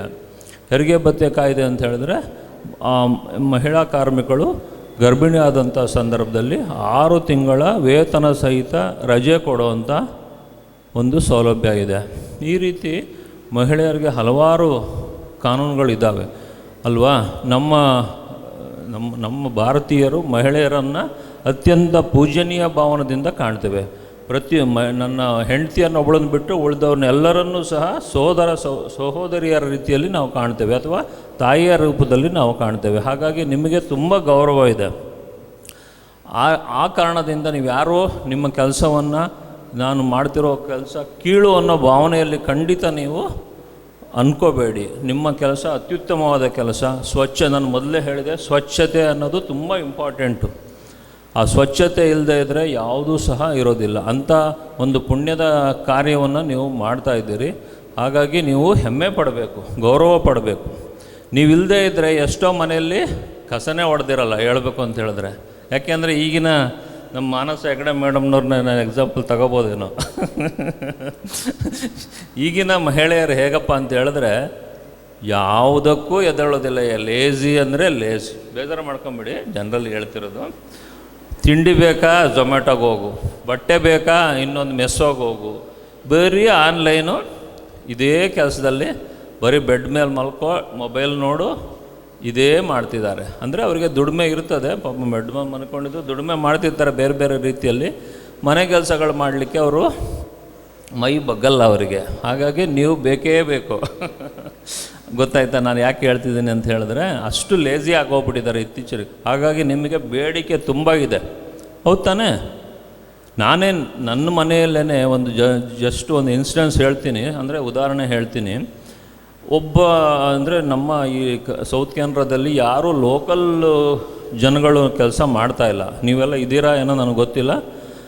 ಉತ್ತರ ಕರ್ನಾಟಕದ ನಮ್ಮ ಮಾನಸ ಹೆಗಡೆಯವ್ರ ಊರಿಂದನೇ ಬಂದಿರೋದು ಎಲ್ಲ ಹೆಚ್ಚಿನ ಜನಗಳು, ಎಲ್ಲ ವಲಸೆ ಬಂದಿದ್ದೀರಿ, ಹೌದಾ? ನನಗೆ ಗೊತ್ತಿಲ್ಲ ಇಲ್ಲಿ ಎಷ್ಟು ಜನ ಇದ್ದೀರಿ ಅಂಥೇಳಿ. ನಾರ್ಮಲಿ ಹಾವೇರಿ, ಗದಗ, ಹುಬ್ಬಳ್ಳಿ, ಬೆಳಗಾಮು, ಬಿಜಾಪುರ ಈ ಕಡೆಯಿಂದ ಜನಗಳೇ ಬಂದು ಇಲ್ಲಿ ಕೆಲಸ ಮಾಡುವಂಥದ್ದು. ಈವನ್ ಕಟ್ಟಡ ನಿರ್ಮಾಣ ಕಾಮಗಾರಿಯಲ್ಲಿ ಇರ್ಬೋದು, ಮನೆ ಕೆಲಸ ಇರ್ಬೋದು, ಎಲ್ಲಿ ನೋಡಿದ್ರೂ ನೀವು ಹೊರ ಜಿಲ್ಲೆಯವರು ಬಂದು ಕೆಲಸ ಮಾಡ್ತಿದ್ದೀರಿ. ನಮ್ಮ ಮನೆಯಲ್ಲೂ ಸಹ ನನ್ನ ಹೆಂಡತಿ ಒಂದು ಹೊರ ಜಿಲ್ಲೆಯವರನ್ನು ಕೆಲಸಕ್ಕೆ ನೇಮಿಸ್ಕೊಂಡಿದ್ರು. ಈಗ ನಿಮಗೆಲ್ಲ ಗೊತ್ತಿದೆ, ಬಸ್ ಫ್ರೀ ಕೊಟ್ಟಿದ್ದಾರೆ ತಾನೇ? ಮೊದಲಾಗಿದ್ದರೆ 1000 ರೂಪಾಯಿ ಕೊಟ್ಕೊಂಡು ಹೋಗ್ಬೇಕಾಗಿತ್ತು. ಲಕ್ಷ್ಮೇಶ್ವರ ಆ ಕಡೆ ಎಲ್ಲ ರಾಯಬಾಗ ಎಲ್ಲ ಹೋಗ್ಬೇಕಂದ್ರೆ ಇಲ್ಲಿಂದ ಹೋಗ್ಬೇಕಂದ್ರೆ 600-700 ರೂಪಾಯಿ, ಆ ಕಡೆಯಿಂದ ಬರೋಕ್ಕೆ 700 ರೂಪಾಯಿ, 1500 ಹೋಗುತ್ತೆ ಅಂತ ನೀವು ಯಾರೂ ಊರಿಗೆ ಹೋಗ್ತಿರಲಿಲ್ಲ. ಹೋಗ್ತಿದ್ರಾ? ಅಯ್ಯೋ ಬಿಡಪ್ಪ ಅಷ್ಟೊಂದು ದುಡ್ಡು ಯಾಕೋ ಅಂತ ಸುಮ್ಮನೆ ಇರ್ತಿದ್ರು. ಈಗ ಏನಾಗಿದೆ, ಫ್ರೀ ಬಸ್. ಭಾನುವಾರ ಶನಿವಾರ ರಾತ್ರಿ ಹತ್ತು, ಭಾನುವಾರ ಹೋಗು, 3 ದಿವಸ ಇರು, ಮದುವೆಗೆ ಹೋಗು, ಜಾತ್ರೆಗೆ ಹೋಗು, ಏನಕ್ಕಾದರೂ ಹೋಗು, ಎಲ್ಲ ಹೋಗು. ಈ ಸಮಸ್ಯೆ ಸೃಷ್ಟಿ ಆಗ್ಬಿಟ್ಟಿದೆ ಇತ್ತೀಚಿನ ದಿನಗಳಲ್ಲಿ. ನಮ್ಮ ಮನೇಲಿ ನೋಡಿದ್ರೆ ಪಾಪ ಅವಳು ನಮ್ಮ ಬೇರೆಯವ್ರ ರೀತಿ ಅವಳು ಸೋಂಬೇರಿ ಆಗೋಗ್ಬಿಟ್ಟಿದ್ದಾಳೆ. ಕಸ ಹೊಡಿಲಿಕ್ಕೂ ಆಗಲ್ಲ, ಬೇರೆ ಪಾತ್ರೆ ತೊಳಿಲಿಕ್ಕೂ ಆಗಲ್ಲ, ಏನೂ ಮಾಡೋಕ್ಕಾಗಲ್ಲ. ಇವಳು ನಮ್ಮ ಮನೆಯವಳು ನೋಡಿದ್ರೆ 1 ತಿಂಗಳು ಬಂದಿಲ್ಲ. ನನ್ನ ಹೆಂಡ್ತಿಗೆ ಬೇಡ ಚಡಪಡಿಕೆ, ನನ್ನ ಮೇಲೆ ಜಗಳ, ಯಾಕೆ ಕೆಲಸ ಮಾಡಬೇಕಲ್ಲ, ನನ್ನ ಮೇಲೆ ಜಗಳ ಹಂಗೆ ಮಾಡಿ ಇನ್ನೊಬ್ಬರು ಅವ್ರಿಗಿಂತ ಹಿಂದೆ ಇದ್ದಂಥ ಇನ್ನೊಬ್ಬರು ಮನೆಗೆಲಸದವ್ರನ್ನ ಮಾತಾಡಿ, ನೋಡಮ್ಮ ನೀನು ಬಾ, ಇಂಥ ಲಕ್ಷ್ಮಿ ಅಂತ, ಅಂದರೆ ನಮ್ಮನೆ ಇವ್ರ ಹೆಸರು ಲಕ್ಷ್ಮಿ ಅಂತ, ಆ ಲಕ್ಷ್ಮಿ ಗೊತ್ತಿಲ್ಲ, ನೀನು ವಿದ್ಯಾ ಬಾರಮ್ಮ ಅಂತೇಳಿ ವಿದ್ಯೆನ ಕರ್ಕೊಂಡಿದ್ದಾಳೆ. ವಿದ್ಯಾ 1-2 ದಿವಸ ಮಾಡಿದ್ಮೇಲೆ ಲಕ್ಷ್ಮಿ ಎಂಟ್ರಿ ಆಯಿತು. ಲಕ್ಷ್ಮಿಗೂ ವಿದ್ಯನ್ಗೂ ಫೈಟಿಂಗ್ ಶುರು ಆಯಿತು. ಇದು ನನ್ನ ಮನೆ ಬಿಡು ಅಂತೇಳಿ. ಆವಾಗ ನನ್ನ ಹೆಂಡ್ತಿ ಏನು ಮಾಡಿದ್ರು, ನೋಡಮ್ಮ ಇಬ್ಬರೂ ಜಗಳ ಮಾಡಿಬಿಡಿ, ನೀನೊಂದು ಕೆಲಸ ಮಾಡು, ನೀನೊಂದು ಕೆಲಸ ಮಾಡು, ನೀನು ಊರಿಗೆ ಹೋದಾಗ 2 ನೀನು ಮಾಡು, ನೀನು ಊರಿಗೆ ಹೋದಾಗ 2 ನೀನು ಮಾಡು ಅಂತೇಳಿ ಕನ್ಸಿಲೇಷನ್ ಮಾಡಿದ್ದೀವಿ. ಸಂಧಾನ ಈಗ ಮೇಡಮ್ ಹೇಳ್ತಿದ್ರಲ್ಲ ಲೇಬರ್ ಆಫೀಸ್ಗೆ ಹೋಗ್ಬೇಕು ಅಂತ, ನಮ್ಮ ಮನೆಯಲ್ಲೇ ಸಂಧಾನ ಮಾಡುವಂಥ ಪರಿಸ್ಥಿತಿ ಬಂದಿದೆ. ಹಾಗಾಗಿ ನಿಮಗೆ ತುಂಬ ಒಳ್ಳೆಯ ಭವಿಷ್ಯಗಳು ಇದ್ದಾವೆ. ಮುಂದಿನ ದಿನಗಳಲ್ಲಿ ಕಾರ್ಮಿಕ ಇಲಾಖೆಯು ಸಹ ಹಲವಾರು ಯೋಜನೆಗಳನ್ನು, ಎಸ್ಪೆಷಲಿ ಗೃಹ ಕಾರ್ಮಿಕರಿಗೆ ಈಗ ಆಲ್ರೆಡಿ ಒಂದು ಡ್ರಾಫ್ಟ್ ಬಿಲ್ ಸಹ ಇದೆ, the Karnataka domestic worker social security and welfare bill ಅಂತ. ಬಿಲ್ ಅಂತ ನಿಮ್ಗೆ ಗೊತ್ತಲ್ವಾ? ಹೋಟ್ಲಲ್ಲಿ ಕೊಡೋ ಬಿಲ್ಲಲ್ಲ, ನಮ್ಮ ಸದನದಲ್ಲಿ ವಿಧಾನಸಭೆಯಲ್ಲಿ ಮಂಡಿಸುವಂತಹ ಒಂದು ಅಧಿನಿಯಮವನ್ನು ನಾವು ಅದು ಪಾಸ್ ಆಗಬೇಕು. ಬಿಲ್ ಪಾಸಾಗಿ ಅದಕ್ಕೆ ನಮ್ಮ ರಾಷ್ಟ್ರಪತಿಗಳ ಅಂಕಿತ ಬಿದ್ದರೆ ಅದು ಆ್ಯಕ್ಟಾಗಿ ಹೊರಬರುತ್ತೆ. ಆ್ಯಕ್ಟಾಗಿ ಹೊರ ಬಂದ ನಂತರ ಮಾತ್ರ ನಾವು ಎಲ್ಲ ಸೌಲಭ್ಯಗಳನ್ನು ಅದರ ಅಡಿಯಲ್ಲಿ ಕೊಡಲಿಕ್ಕಾಗತ್ತೆ. 50,000 ರೂಪಾಯಿಗಳವರೆಗೆ ದಂಡವನ್ನು ಮಾಲೀಕರಿಗೆ ವಿಧಿಸುವಂಥ ಅದರಲ್ಲಿ ಕಾನೂನನ್ನು ತರ್ತಾ ಇದ್ದಾರೆ. ಮತ್ತು ಪ್ರತಿಯೊಬ್ಬ ಡೊಮೆಸ್ಟಿಕ್ ವರ್ಕರು ಸಹ ರಿಜಿಸ್ಟ್ರೇಷನ್ ಮಾಡ್ಕೋಬೇಕು. ಈಗ ನಮಗೆ ಗೊತ್ತೇ ಇಲ್ಲ, ನಮ್ಗೆ ಸಂಸದವ್ರು ಬಿಟ್ಟರೆ ಇನ್ಯಾರು ಗೊತ್ತೇ ಇಲ್ಲ ಹೇಳಬೇಕು ಅಂದರೆ. ಡೊಮೆಸ್ಟಿಕ್ ವರ್ಕರ್ ಅಂತ ಅಂದ ತಕ್ಷಣ ಸಂಸದವ್ರು ನೆನಪಾಗುತ್ತೆ. ನೀವು ಸಬಲೀಕರಣ ಆಗಬೇಕು ಅಂದರೆ ನನಗೆ ಗೊತ್ತಾಗಬೇಕು, ಈಗ ಪ್ರತಿಯೊಬ್ಬರು ಇವರು ಗೊತ್ತಾಗಬೇಕು, ಅವರು ಗೊತ್ತಾಗಬೇಕು, ನೀವೆಲ್ಲ ನನಗೆ ಗೊತ್ತಾಗಬೇಕು. ನೀವು ಸಬಲೀಕರಣ ಆಗೇ ಇಲ್ಲ, ಸಂಸದವ್ರು ಒಬ್ಬರೇ ಇದ್ದಾರೆ. ಈಗ ಮೊನ್ನೆನೂ ಸಹ ನಾವು ಸಂಸದವ್ರಿಗೆ ಮಾತ್ರ ಕೊಡೋದು. ಹಾಗೆ ನೀವೆಲ್ಲರೂ ಸಹ ಮುಂದೆ ಬರಬೇಕು, ಹಿಂದೆ ಉಳಿಬಾರ್ದು. ಸಂಸದವ್ರ ಥರ ನೀವು ಸಹ ಡಾಕ್ಟ್ರೇಟ್ ತಗೊಳ್ಳಬಹುದು, ತಗೊಳ್ಬಾರ್ದು ಅಂತ ಏನಿಲ್ಲ. ನಿಮ್ಮ ಕೆಲಸದಲ್ಲೇ ಸಹ ನೀವು ರಿಸರ್ಚ್ ಮಾಡಿ ಥೀಸಿಸ್ ಬರಿಬೋದು. ಯಾರಾದರೂ ಪೋಸ್ಟ್ ಗ್ರ್ಯಾಜುಯೇಷನ್ನು ಕಲ್ತು ನಂತರ ಡಾಕ್ಟ್ರೇಟ್ ತಗೊಳ್ಳೋದು ಆನರಾರಿಯಮ್ ಡಾಕ್ಟ್ರೇಟು ಕೊಡ್ತಾರೆ, ಅಥವಾ ಸ್ಟಡಿ ಮಾಡಿ ಡಾಕ್ಟ್ರೇಟು ಸಹ ತಗೊಳ್ಬೋದು. ಯಾರಾದರೂ ವಿದ್ಯಾವಂತರಿದ್ದರೆ ನಿಮ್ಮ ಇದೇ ಫೀಲ್ಡ್ನಲ್ಲಿ ಹೊಸ ಸ್ಕಿಲ್ ಏನೇನೆಲ್ಲ ನಿಮಗೆ ಸಂಕಷ್ಟಗಳಿದ್ದಾವೆ, ಯಾವ ರೀತಿ ಬಗೆಹರಿಸ್ಬೋದು, ಆ ರೀತಿ ಒಂದು ಥೀಸಿಸನ್ನು ಬರೀರಿ. ಮೇಡಮ್ ಅವರ ಒಂದು ಮಾರ್ಗದರ್ಶನದಲ್ಲಿ ಬರೀರಿ, ನಮ್ಮ ಸಂಸದ್ ಮೇಡಮ್ ಅವರ ಮಾರ್ಗದರ್ಶನದಲ್ಲಿ ಬರೀರಿ. ನನ್ನ ಪ್ರಕಾರ ತುಂಬ ಯಂಗ್ಸ್ಟರ್ಸ್ಗಳು ಇದ್ದೀರಿ ಇಲ್ವಾ? ಸುಮಾರು ಜನ ಇದ್ದೀರಿ. ಹಾಂ, ಅಲ್ಲ, ಸುಮಾರು ಜನ ಇದ್ದೀರಿ, ಹೌದಲ್ವಾ? ಯಂಗ್ಸ್ಟರ್ಸ್ಗಳು ಮಾಡ್ಬೋದು ನೀವು. ಹಾಗಾಗಿ ಆವಾಗ ನಿಮಗೆ ಎಂಪವರ್ಮೆಂಟ್ ಬರೋದು. ಸುಮ್ಮನೆ ಕೂತ್ಕೊಂಡು ಇಲ್ಲಿ ಮುಂದ್ಗಡೆ ಕೂತ್ಕೊಂಡು ನಮ್ಮ ಮಾತು ಕೇಳಿದರೆ ಎಂಪವರ್ ಆಗಲ್ಲ ನೀವು. ನಿಮಗೆ ಎಲ್ಲ ರೀತಿಯಲ್ಲೂ ಸ್ಕಿಲ್ ಬರಬೇಕು. ಆ ಸ್ಕಿಲ್ ಬಂದರೆ ಯು ಆರ್ ಎಂಪವರ್ಡ್, ಅಂದರೆ ನೀವು ಸಬಲೀಕರಣ ಆಗಿದ್ದೀರಿ, ಅಂದರೆ ಶಕ್ತಿಯುತವಾಗಿ ಆಗಿದ್ದೀರಿ. ಶಕ್ತಿ ಅಂತ ಹೇಳಿದ ತಕ್ಷಣ ಪ್ರೋಟೀನ್ ಕುಡಿದು ಶಕ್ತಿ ಬರೆಸ್ಕೊಳ್ಳೋದಲ್ಲ. ಶಕ್ತಿ ಅಂತ ಹೇಳಿದ್ರೆ ಎಲ್ಲ ರೀತಿಯಲ್ಲಿ ಸಮಾಜವನ್ನು ಎದುರಿಸುವಂತಹ ತಾಳ್ಮೆ, ತಾಕತ್ತು ಎಲ್ಲ ಬರಬೇಕು. ಆ ಕಾರಣಕ್ಕಾಗಿ ಈ ದಿನ ಅಂತಾರಾಷ್ಟ್ರೀಯ ಗೃಹ ಕಾರ್ಮಿಕರ ದಿನಾಚರಣೆಯನ್ನು ವಿಶ್ವಾದ್ಯಂತ ಆಚರಣೆ ಮಾಡ್ತಿದ್ದೀರಿ. ಗೃಹ ಕಾರ್ಮಿಕರು ಅಂತ ಹೇಳಿದ್ರೆ ಪುರುಷರು ಮಹಿಳೆಯರು ಇಬ್ಬರೂ ಬರ್ತಾರೆ. ಎಲ್ರಿಗೂ ಸಹ ನಾನು ಈ ಸಂದರ್ಭದಲ್ಲಿ ದಿನಾಚರಣೆಯ ಶುಭಾಶಯಗಳನ್ನು ತಿಳಿಸ್ತೀನಿ. ಅವಕಾಶಕ್ಕಾಗಿ ಎಲ್ರಿಗೂ ಸಹ ವಂದಿಸಿ ನನ್ನ ಮಾತನ್ನು ಮುಗಿಸ್ತೇನೆ. ನಮಸ್ಕಾರ. ಮನವಿ ಬಗ್ಗೆ ಹೇಳಲಿಲ್ಲ, ದಯಮಾಡಿ 1-2 ನಿಮಿಷ. ಮನವಿ ಬಗ್ಗೆ ಹೇಳಲಿಲ್ಲ. ಮನವಿಯನ್ನು ನೀವು ಕೊಟ್ಟಿದ್ದೀರಿ. ಈ ಮನವಿಯನ್ನು ನಾನು ನಮ್ಮ ಮಾನ್ಯ ಮುಖ್ಯಮಂತ್ರಿಗಳಿಗೆ ನಮ್ಮ ಕಾರ್ಮಿಕ ಇಲಾಖೆಯ ಆಯುಕ್ತರ ಮುಖಾಂತರ ಅಥವಾ ನಮ್ಮ ಅಸಂಘಟಿತ ಸಾಮಾಜಿಕ ಭದ್ರತಾ ಮಂಡಳಿಯ ಜಂಟಿ ಕಾರ್ಯದರ್ಶಿಗಳ ಮುಖಾಂತರ ಸನ್ಮಾನ್ಯ ಮುಖ್ಯಮಂತ್ರಿಗಳಿಗೆ ಇದನ್ನು ಕಳಿಸ್ಕೊಡುವಂಥ ಕೆಲಸವನ್ನು ಖಂಡಿತ ಮಾಡ್ತೀನಿ ಅಂತ ಹೇಳ್ತೇನೆ. ನಮಸ್ಕಾರ. ಎಲ್ಲರೂ ಜೋರಾಗಿ ಚಪ್ಪಲೆ ತಟ್ಟಿ ನೋಡುವ. ಸಾಕು. ಆಗ ನಮ್ಮ ವೇದಿಕೆಯಲ್ಲಿರುವಂಥ ಎಲ್ಲ ಗಣ್ಯರಿಗೂ ಮುಂದುಗಡೆ ನೆರೆದ ಎಲ್ಲರಿಗೂ ಕೂಡ ವಂದನೆ ಸಲ್ಲಿಸ್ತಾ ಇದ್ದೇನೆ. ನೀವು ತಟ್ಟಿದ ಚಪ್ಪಲೆಯಿಂದಾಗಿ ನಿಮ್ಮ ಈ ನಗುಮುಖ ಖಾಲಿ ನಿಮ್ಮಲ್ಲಿ ಮಾತ್ರ ಅಲ್ಲ, ಮೇಲ್ಗಡೆ ಕೂತಂತ ನಮಗೂ ಬೇಕಲ್ವಾ ನೋಡಿ. ಆಗದಿಂದ ಅವರ ಮನಸ್ಸಲ್ಲಿ ಕೊರಗ್ತಾ ಇದೆ. ನಾನಿದ್ದೆ, ನಮ್ಮ ಮಹಿಳೆಯರು ಯಾಕೆ ಸುಮ್ಮನಿದ್ದಾರೆ ಅಂತೇಳಿಕೊಂಡು, ಇಷ್ಟೊಂದು ಆ್ಯಕ್ಟಿವ್ ಇದ್ದಂಥ ಮಹಿಳೆಯರು ಯಾತಕ್ಕೆ ಈಗ ಸುಮ್ಮನಿದ್ದಾರೆ ಅಂತೇಳಿಕೊಂಡು ಯೋಚನೆ ಮಾಡ್ತಾ ಇದ್ದೆ ನಾನು. ಆದರೆ ನೀವು ಇಲ್ಲಿದ್ದೀರಿ. ನಿಮ್ಮ ಮನಸ್ಸೆಲ್ಲಿ ಉಂಟು? ಮನೆಯಲ್ಲ, ಇಲ್ಲ ನೀವು ಕೆಲಸ ಮಾಡುವಲ್ಲಿಯಾ, ಎಲ್ಲಾದರೂ ಇರ್ಬೋದು ಅಲ್ವಾ? ನನ್ನ ಮಗು ಮನೆಗೆ ಬಂತ ಶಾಲೆಯಿಂದ ಇವತ್ತೆಂತಾಗಿದೆ ಏನಾ. ಆದರೆ ಸಹೋದರಿಯರೇ, ಒಂದು ವಿಷಯ, ಇಷ್ಟೆಲ್ಲ ಹೇಳಿದರು ಮಾಹಿತಿಗಳನ್ನು ನಿಮಗೆ. ಗೃಹ ಕಾರ್ಮಿಕರಿಗೆ ಸಿಗುವ ಸವಲತ್ತೇನು, ಯಾವುದೆಲ್ಲ ಹಕ್ಕುಗಳುಂಟು, ಹೇಗೆ ಪಡ್ಕೊಳ್ಬೇಕು ಎಲ್ಲ ಹೇಳಿ ಆಗಿದೆ ಅಲ್ವಾ? ಆದರೂ ನೀವು ಒಬ್ಬರಾದರೂ ಬಾಯಿ ಬಿಚ್ಚಿ ಕೇಳಿದಿರಾ? ನಮಗೆ ಸಿಕ್ಕಿದೆ, ಹೌದು, ನಾವು ಗೃಹ ಕಾರ್ಮಿಕರಾಗಿ ದುಡಿತಾ ಇದ್ದೇವೆ ನಿಜ. ಆದರೆ ನಮ್ಮ ಮಕ್ಕಳು ಶಾಲೆಗೆ ಹೋಗ್ತಾ ಇದ್ದಾರಲ್ವಾ? ಬಡತನದಲ್ಲಿ ನಾವಿದ್ದೇವೆ, ಮಕ್ಕಳನ್ನು ಶಾಲೆಗೆ ಹಾಕ್ತಾ ಇದ್ದೇವೆ, ಸರ್ಕಾರಿ ಶಾಲೆಗೆಯೇ ಕಲಿಸಿದ್ದೇವೆ. ಆ ಮಕ್ಕಳಿಗೆ ಯಾವ ಸವಲತ್ತುಂಟು ದಯವಿಟ್ಟು ತಿಳಿಸ್ತೀರಾ ಅಂತ ಒಂದು ಕೇಳಬಾರ್ದಿತ್ತಾ?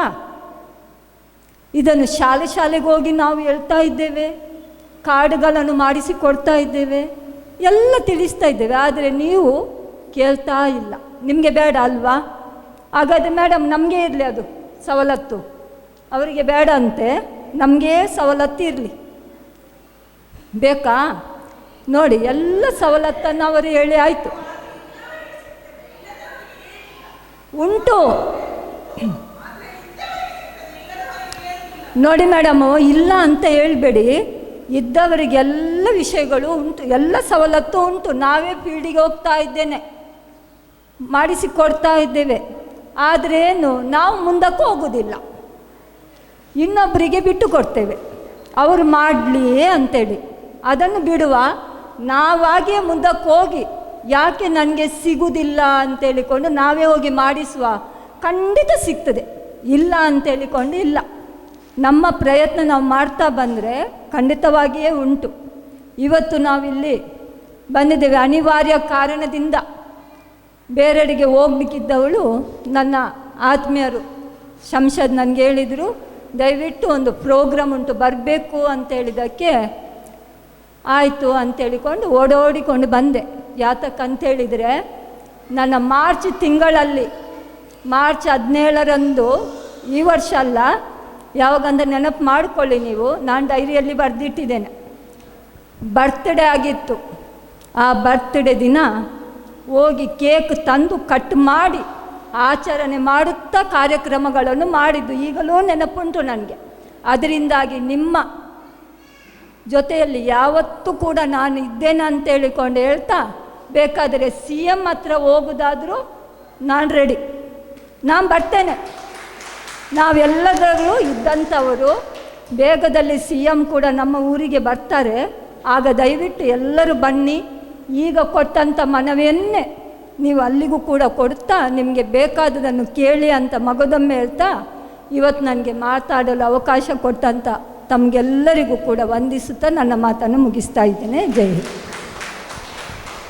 ತಮ್ಮ ಸಹಕಾರ ಪ್ರೋತ್ಸಾಹ ಸದಾ ಹೀಗೆ ಇರಲಿ ಎಂದು ಆಶಿಸುತ್ತಾ ತಮ್ಮ ಅಮೂಲ್ಯವಾದ ಮಾತುಗಳಿಗೆ ಹೃತ್ಪೂರ್ವಕ ಧನ್ಯವಾದಗಳು ಮ್ಯಾಮ್. ಇದೀಗ ಮಹಿಳಾ ಜಾಗೃತಿ ಗೀತೆ ಸದಸ್ಯರು ವೇದಿಕೆಗೆ ಬರಬೇಕಾಗಿ ವಿನಂತಿಸಿಕೊಳ್ಳುತ್ತೇನೆ.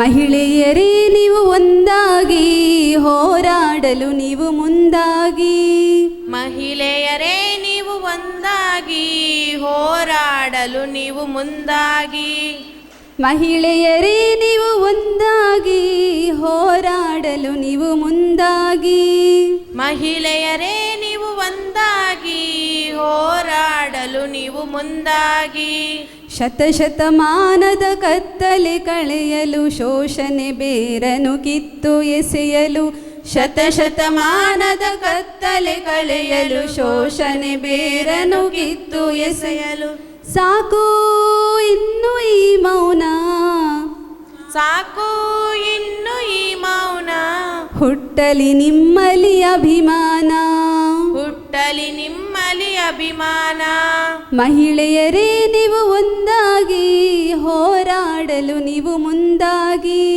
ಮಹಿಳೆಯರೇ ನೀವು ಒಂದಾಗಿ ಹೋರಾಡಲು ನೀವು ಮುಂದಾಗಿ, ಹೆಣ್ಣನು ದೇವತೆ ಎನ್ನುವರು ಕಾಲಲಿ ತುಳಿದು ಹೊಸಕುವರು, ಹೆಣ್ಣನು ದೇವತೆ ಎನ್ನುವರು ಕಾಲಲಿ ತುಳಿದು ಹೊಸಕುವರು, ಅಬಲೆ ನೀನು ಎನ್ನುತ್ತಲೀ ಸ್ವಾರ್ಥದ ಕೂಪಕ್ಕೆ ತಳ್ಳುವರು, ಅಬಲೆ ನೀನು ಎನ್ನುತ್ತಲೀ ಸ್ವಾರ್ಥದ ಕೂಪಕ್ಕೆ ತಳ್ಳುವರು, ಮಹಿಳೆಯರೇ ನೀವು ಒಂದಾಗಿ ಹೋರಾಡಲು ನೀವು ಮುಂದಾಗಿ, ಮಹಿಳೆಯರೇ ನೀವು ಒಂದಾಗಿ ಹೋರಾಡಲು ನೀವು ಮುಂದಾಗಿ, ಸಶಕ್ತ ನಾರಿ ಪ್ರಗತಿಗೆ ದಾರಿ ಎನ್ನುವ ಸತ್ಯವ ತಿಳಿ ನೀನು, ಸಶಕ್ತ ನಾರಿ ಪ್ರಗತಿಗೆ ದಾರಿ ಎನ್ನುವ ಸತ್ಯವ ತಿಳಿ ನೀನು, ನಿನ್ನನ್ನು ಮೆಟ್ಟುವ ದುಷ್ಟ ಶಕ್ತಿಯನ್ನು ಮೆಟ್ಟಲು ನೀನು ಮುಂದಾಗು, ನಿನ್ನನ್ನು ಮೆಟ್ಟುವ ದುಷ್ಟ ಶಕ್ತಿಯನ್ನು ಮೆಟ್ಟಲು ನೀನು ಮುಂದಾಗು, ಮಹಿಳೆಯರೇ ನೀವು ಒಂದಾಗಿ ಹೋರಾಡಲು ನೀವು ಮುಂದಾಗಿ, ಮಹಿಳೆಯರೇ ನೀವು ಒಂದಾಗಿ ಹೋರಾಡಲು ನೀವು ಮುಂದಾಗಿ, ಶತಶತಮಾನದ ಕತ್ತಲೆ ಕಳೆಯಲು ಶೋಷಣೆ ಬೇರನು ಕಿತ್ತು ಎಸೆಯಲು, ಶತಶತಮಾನದ ಕತ್ತಲೆ ಕಳೆಯಲು ಶೋಷಣೆ ಬೇರನು ಕಿತ್ತು ಎಸೆಯಲು, ಸಾಕು ಇನ್ನು ಈ ಮೌನ ಹುಟ್ಟಲಿ ನಮ್ಮಲ್ಲಿ ಅಭಿಮಾನ, ಸಾಕು ಇನ್ನು ಈ ಮೌನ ಹುಟ್ಟಲಿ ನಮ್ಮಲ್ಲಿ ಅಭಿಮಾನ, ಹುಟ್ಟಲಿ ನಮ್ಮಲ್ಲಿ ಅಭಿಮಾನ, ಹುಟ್ಟಲಿ ನಮ್ಮಲ್ಲಿ ಅಭಿಮಾನ, ಹುಟ್ಟಲಿ ನಮ್ಮಲ್ಲಿ ಅಭಿಮಾನ.